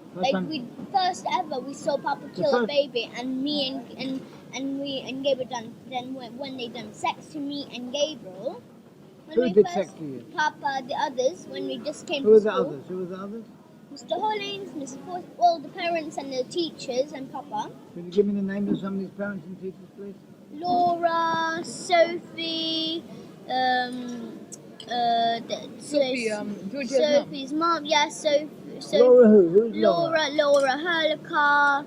Give me their surnames if you can remember. Laura Herlicker, Sophie Dix,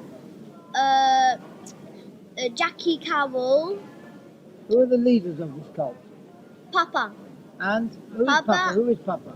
Papa is my dad. He's Ricky. His name is Ricky Dearman, and he does really. He's the boss Of what? of the whole thing. Of the what? Boss of what? Of the whole cult. The whole Peter Fowl ring. And what do they do in this cult? They do sex there. They kill babies. Sex to who? They do sex to children. They do it to each other. And what are the babies for? What do you get the The babies? babies, we said the social services to do it, unfortunately. They get the babies from families who can't look after the baby and who don't want the baby. Really? Yes. Social services, I find that difficult to believe. Yes. What's their name? Richie. Richie who? Ella. Richie who? Richie, I don't know his surname, but it's Richie. His The name one is. who came to our house. And He's your particular he's your social service, he's your worker that helps. Yes, and Ella, the other lady who first time. Polish. Yes, she came to our house in 47 Holycroft Avenue. One second.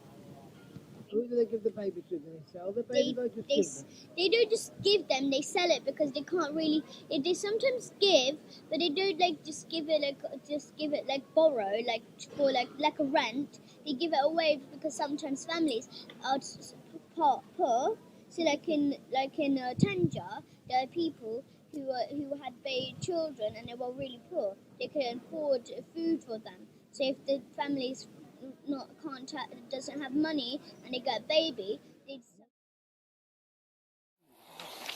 And Kafkas, that's another thing that's...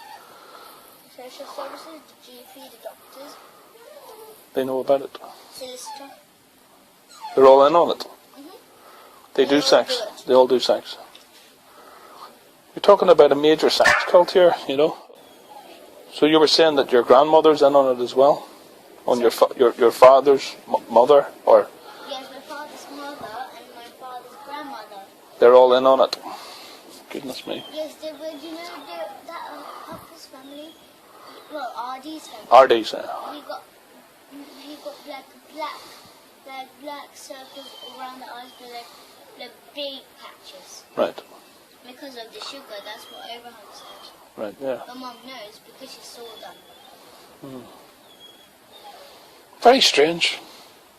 And my mum said that when we were babies, like my father, well, Artie's grandmother, she was like, I remember Mum saying that the grandmother, she was like, oh, look at that, oh, look at that. Like that when we were babies, all the time, Goodness like, me. at her private stuff. Jesus.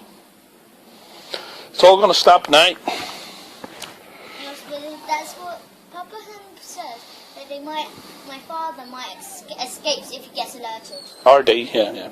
He's going to run. They're going to be like cockroaches scuttling for a rock to hide under. But there ain't going to be no rocks. Because we're going to make sure there's no rocks for them to hide under. Like rabbits trying to get a hole and there's a box. Yeah, but rabbits are nice little creatures. They're more like cockroaches than they're like rabbits, you know. Very worrying that the police and the priests are in on this. The good police, well, John Coleman's friends, they don't tell. And in fact, is that one is called Sarah. She works with the Cleo. You know this lady with the dark hair? Well, she got this kind of dark blue costume. Okay. Yes, her partner, Sarah, she's a fat lady. She's got really red cheeks. And she's actually one of them. What do you mean partner? She's a lesbian? She works with her. Oh, right. And she's one of them. They're one of the pedophiles. That's why they're not helping. Right. We think that Steve and the old good policeman, they all do it. They all do it. That's what we think. Well, it's not good to think. It's not that we think. Our Papa said he feels. He feels it. That He just suspects it. He suspects that there's something going on. Because it's just like, if they did know, they would have been in action. They would have helped. Right. Well, they would have been in jail by now because they said on Monday or Saturday or Sunday or Monday they'll get arrested for schools. How many schools are involved? Like all Hampstead ones, all Hampstead area, all. How many of the priests are involved? How many of the priests are involved? Maybe about 20, something like that. But it's a lot priests. It seems a lot, but it's not much. What's the name of the church? Christchurch. Hampstead. No, Christchurch Primary School. That's what our church is. And the name of the priest that's involved? Yeah, Father Paul. Paul who? Father Paul. His name is Father Paul. We call him Father Paul. Don't know his second name though. No, but his real name is Father Paul. Oh, right. It's not his real name. Right. That's for the children. Is he a bad? Does he hurt you? Yes, a lot. Right. And Mr. Morris is a big guy who's a child taker. Not child taker, child carer. Right. Yes. Well, he works, so he sweeps up the floor in school. Well, he's a worker, so he locks up the school gates. Yeah. So when everyone has left school, he locks up the gates. All kind of stuff like that. He got the keys to lock up the school. Right. That's why. And does Father Paul hurt the girls or the boys? The girls, he likes girls. He doesn't like boys. Well, he does like boys, but it's not like as much as the girls. They're more easier, they don't scream a lot because there's more girls liking it than boys. Quite bizarre. Oh, here's Mommy. Let's go and see Mommy. Yeah, so Gabriel was telling me that the whole school's in on it. Yes. Whole school is. teachers. And there's police as well. What's the name of the police? One is called Dave Williams. Mm-hmm. He's black. Okay. And then there's one that's Simon Pinson. Right. And there's another one, Alice Singleton. Singleton. Are they from Hampstead Police Station? Yeah. Right. It'll all get sorted out. You say, was there priests involved? Yes. What was the name of the priest? Father Paul. Father Paul. And it was Christ Church? Yes. Hampstead. Yes, in Right. Hampstead. We'll sort it out, don't And we? Bradford. You were saying that the women are the worst? They hurt you the most? Yes, he's one of the worst of priests. The priest is the one of Yes, the one worst? of the worst. But the women, did you say that the women? Yeah, the women are the worst. They're pretty bad. They hurt you. Yeah, the man, not so bad, but, and my father, as I said. He's me. No, he told the solicitor Right. are suggesting, well, they're not suggesting, they're telling that my father, well, RD, Ricky Dearman, Yeah. Don't call me a he father. wants to go. He wants to take me and Gabriel this Saturday, overnight, to Sunday to Sheffield. It's not going to happen. and Mum is not letting that happen. No, neither's the rest of us. Don't worry. It's not going to happen. Mad stuff, isn't it?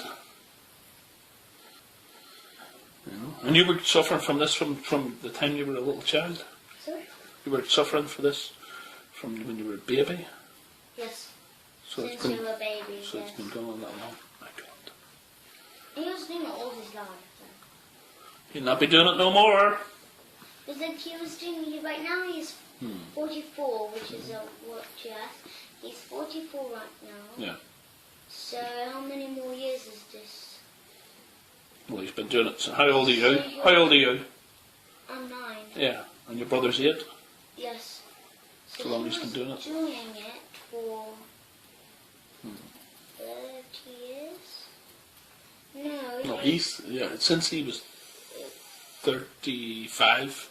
No, 35 is doing it when he was much younger than that. So he was doing it before you were around then? Yeah, Oh, I see what you mean. even before we were. You do realise that this is called generational. That means that it's in the family.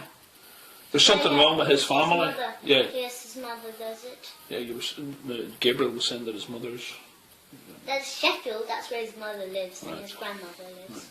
but his mother's into kitty fiddling too. Yes, My God. she's in the group. So it's a group of people. Sorry? We never believed that there was groups of these people around. We never believed that this thing, you know. Before, when you even didn't know this. The what? Before you didn't know this thing. We didn't know that. We didn't. People told us that it was going on, but we never believed them. Oh. We never thought that there would be monsters like that. Do you know that? Babies. Killing babies. And they do kill babies, don't they? And what else do they do? Eat it. And drink the blood. Why would they do such a thing? Sick. Sick people. They're not human. They're not human. Oh, you're okay now. You're with humans. They're planning for me and Gabriel and my mum to go to Morocco, or to Marrakesh, Right.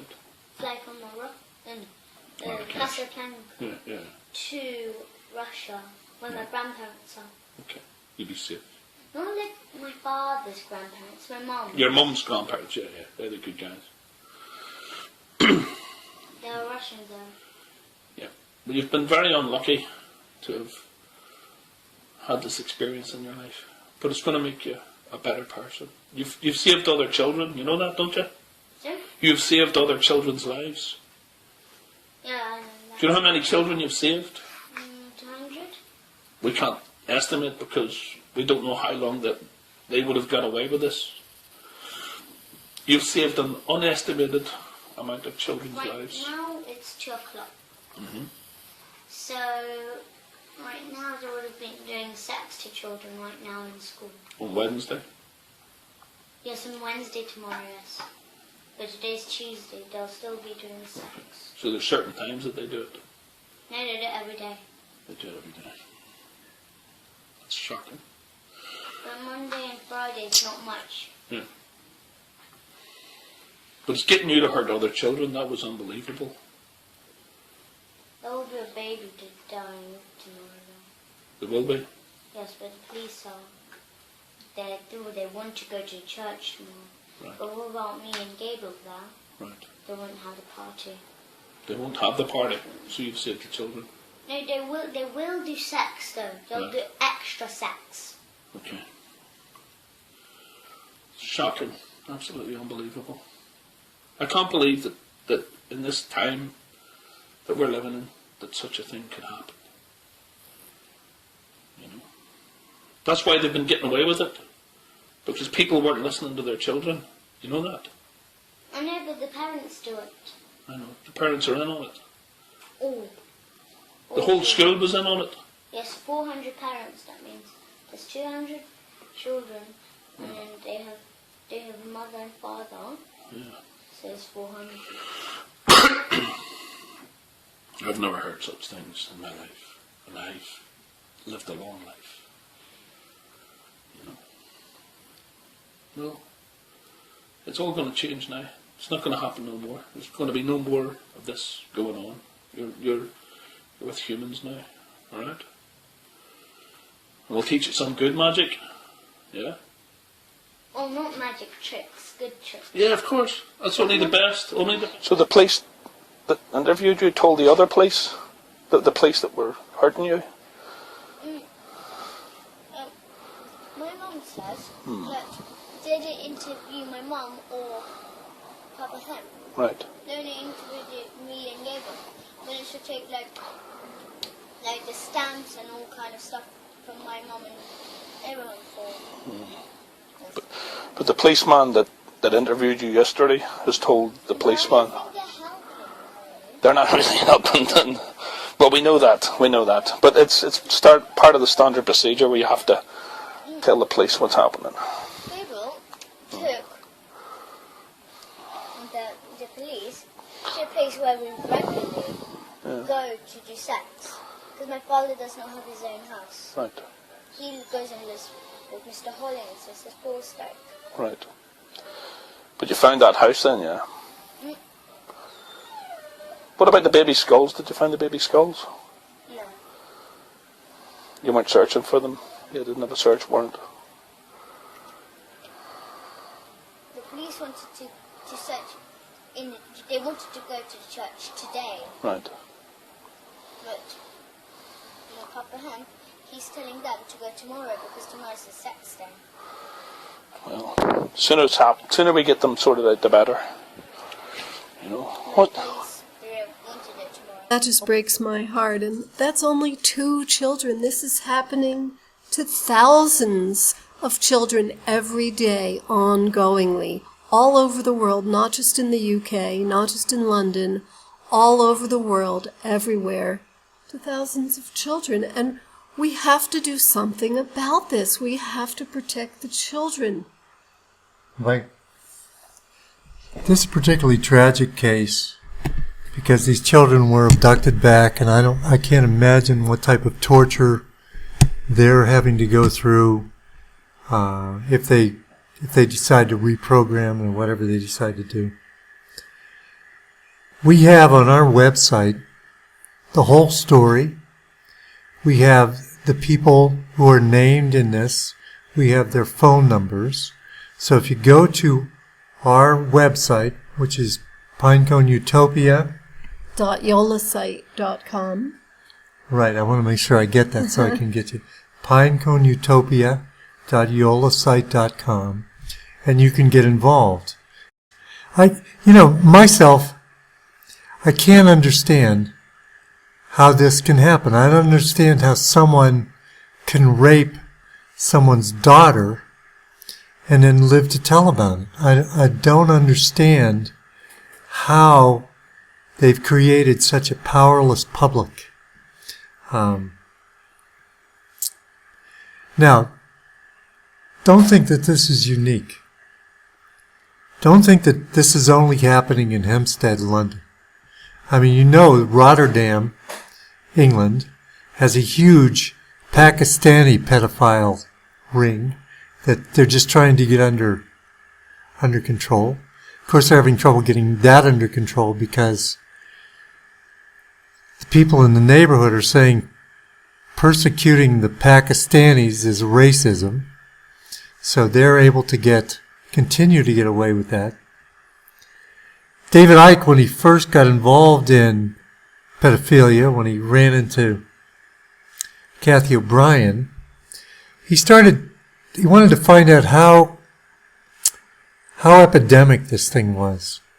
So he called the federal government in the United States to find out how many children had gone missing or had been abducted during the last year. Well, the federal government doesn't keep statistics on that. I wonder why. So he had to call each state, and he got some states that did have statistics. And the way he tells the story is, after calling 10 of these states, the number was so astronomical that he just stopped. It's a huge problem. Now, there are ongoing pedophile activities like the one every Wednesday at these particular schools. And this happens.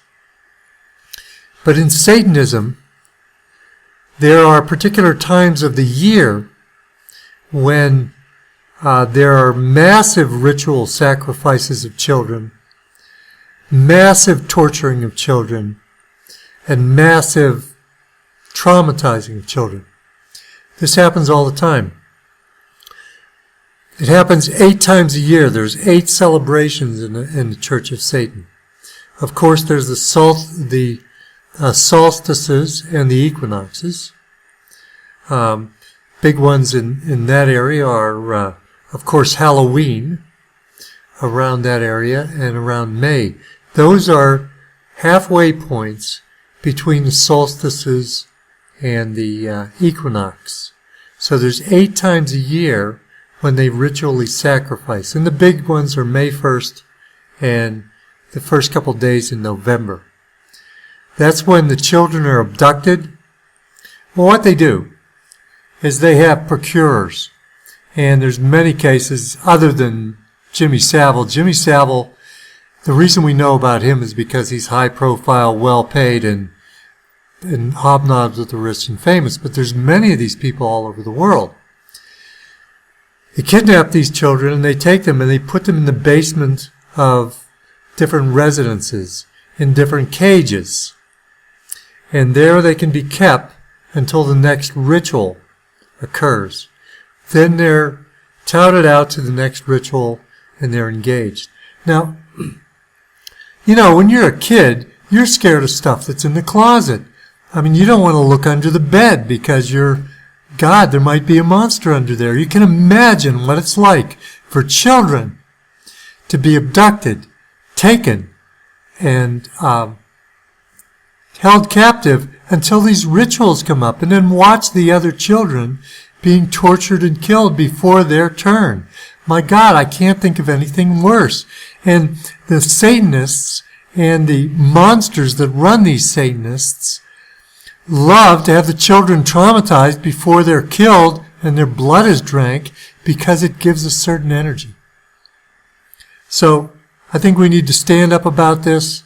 I think you need to protect the children in your community. Don't trust social services. Don't trust the churches. Don't trust the police.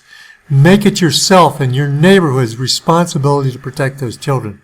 And I think that's about all the time we have for today. I'm sorry it was such a bummer of a subject, but we really need to do something. We really need to move on this. Thank you very much for listening. Thank you for sticking with us through this whole thing. And bless you. And share this information far and wide, because anything that we can do to help just one child will make a huge difference. So we'll see you again next. We'll be back again next week. I hope you'll tune in. World beyond belief. Be well. Take care of one another. Bye-bye.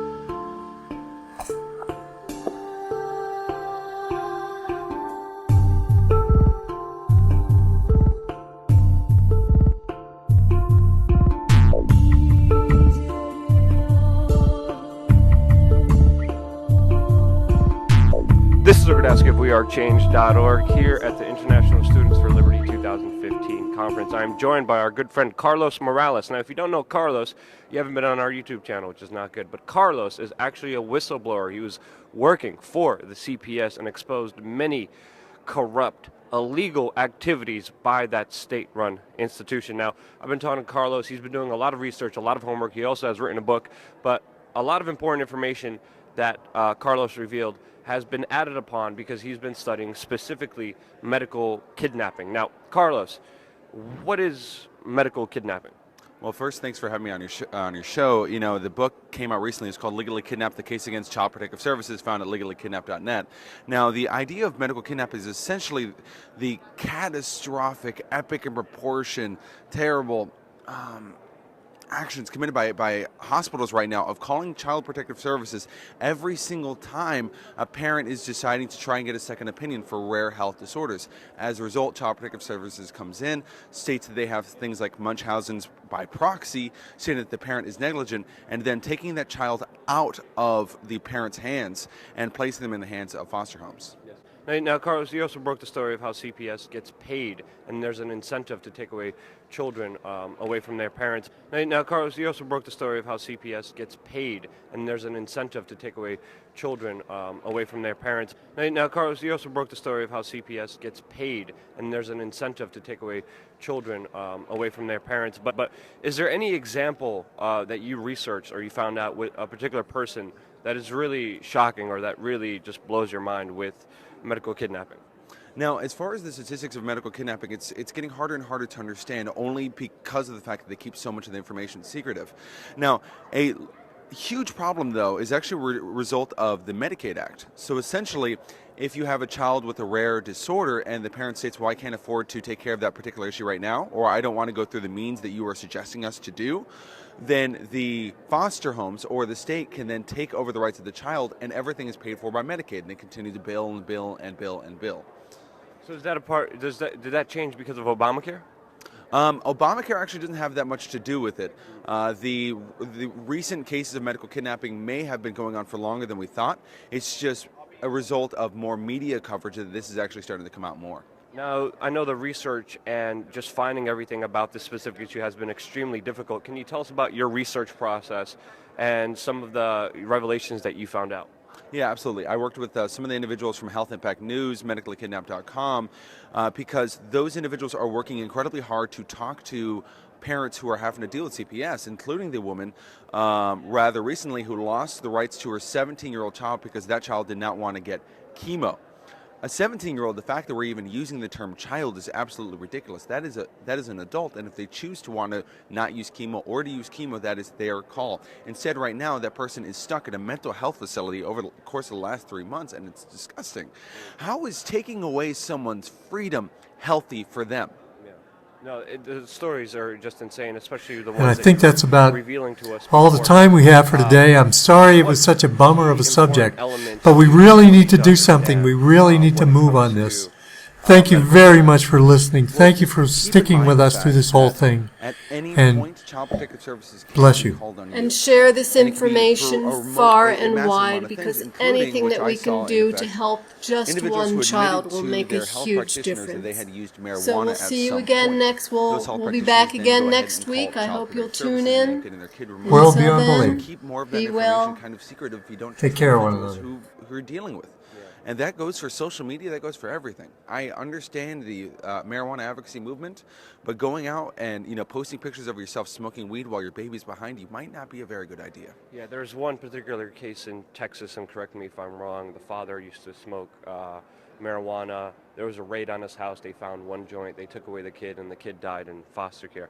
Are there other cases, or do you want to expand on that case, and what other important information do you want to add to just this one particular topic? Well, when it comes to the marijuana use thing, as I brought up on your show before, only 20% of removals from parents into foster homes are for physical or sexual abuse. A vast majority of cases are for drug use, and a huge chunk of that is for marijuana use. The amount of children who have been taken from parents and due to the fact they admitted to using marijuana, and then having those children then raped in foster home is absolutely staggering. And I hope for the betterment of individuals to recognize the fact that Child Protective Services is not an agency which helps out children, but in fact hurts them, and they've done it time and time and time again. Yeah, and in the last video we did, you went over in great detail about how horrible the whole foster care system is and how it put kids in danger instead of actually protecting them. The first video we did, these are videos that are going to be in the description below so you could actually watch. The first video, you exposed the blatant corruption within the whole entire CPS system that you worked for. Now, Carlos has also been working with people one-on-one, individually, helping them deal with this kind of state authority that has been coming into people's lives and has been sometimes doing a lot of wrongs. Any other piece of research that you want to put out there that to you sticks out on all the extensive work that you have been doing on this very key important topic? Well, it was actually doing your show that kind of inspired me to end up writing a book on the subject, which again can be found on legallykidnapped.net, that explains exactly how to deal with Child Protective Service investigators if they come to your home to try and take away your children, and it has already helped hundreds and hundreds of families to prevent children from going into foster homes. So I would duly recommend going to that first. If there's information there that did not help you, if you went through it and everything else, it didn't help, then of course you can message me, go through Child Protective Services Victim Support, which can be found online as well. And then with medical kidnapping, so just to put everything in together, it's specifically when people ask for a second opinion. Are there any other instances when this happens? Okay, there's been quite a few other altercations in which this has occurred, including instances in which people were skeptical of things like vaccinations, when parents admitted to the use of marijuana, when they were drug tested, say 2 months into a pregnancy, not realizing the fact that they used weed, say 8 weeks ago.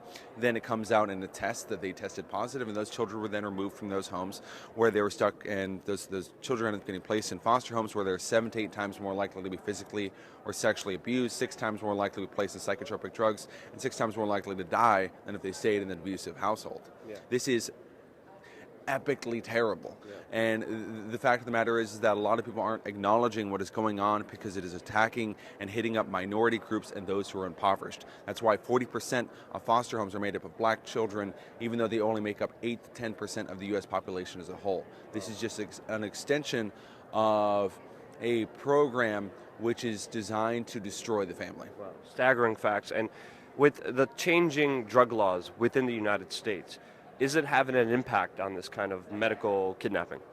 With the staggering, can you say that again? With states like Colorado legalizing marijuana, has this affected medical kidnapping in any way, shape, or form, or had no impact? Well, actually, when it comes to the states like Colorado or states of California, as I mentioned before, even if it's legal, technically, they're still going after these families. Wow.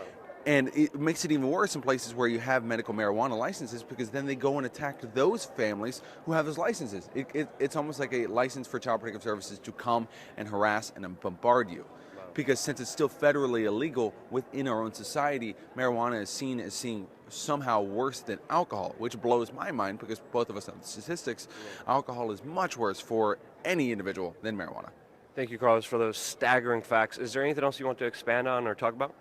Again, just keep in mind the fact that Child Protective Services is a domestic terrorist agency which has been set on destroying families and children across the United States. Never call CPS if you're dealing with individuals who may or may not be using drugs. Don't call them in those particular cases. Be aware of the problem and try to defend yourself as best as you can. Yes, and in the previous videos we also went through solutions with Carlos. Carlos, thank you so much for all those staggering facts, all your research, your book, and also helping and volunteering people who need help in these situations for free many of the times. Where can people find you? Where can people buy your book? Where can people support you? Yeah, again, the book is available on Amazon right now. You can go and just type in Legally Kidnapped, the Case Against Child Protective Services, or go to legallykidnapped.net. I also have another website called cpsvictimsupport.com. Thank you so much, Carlos. Really appreciate it. Don't forget to click the like button. Don't forget to check out Carlos. He has a lot of great information, staggering facts that everyone needs to know.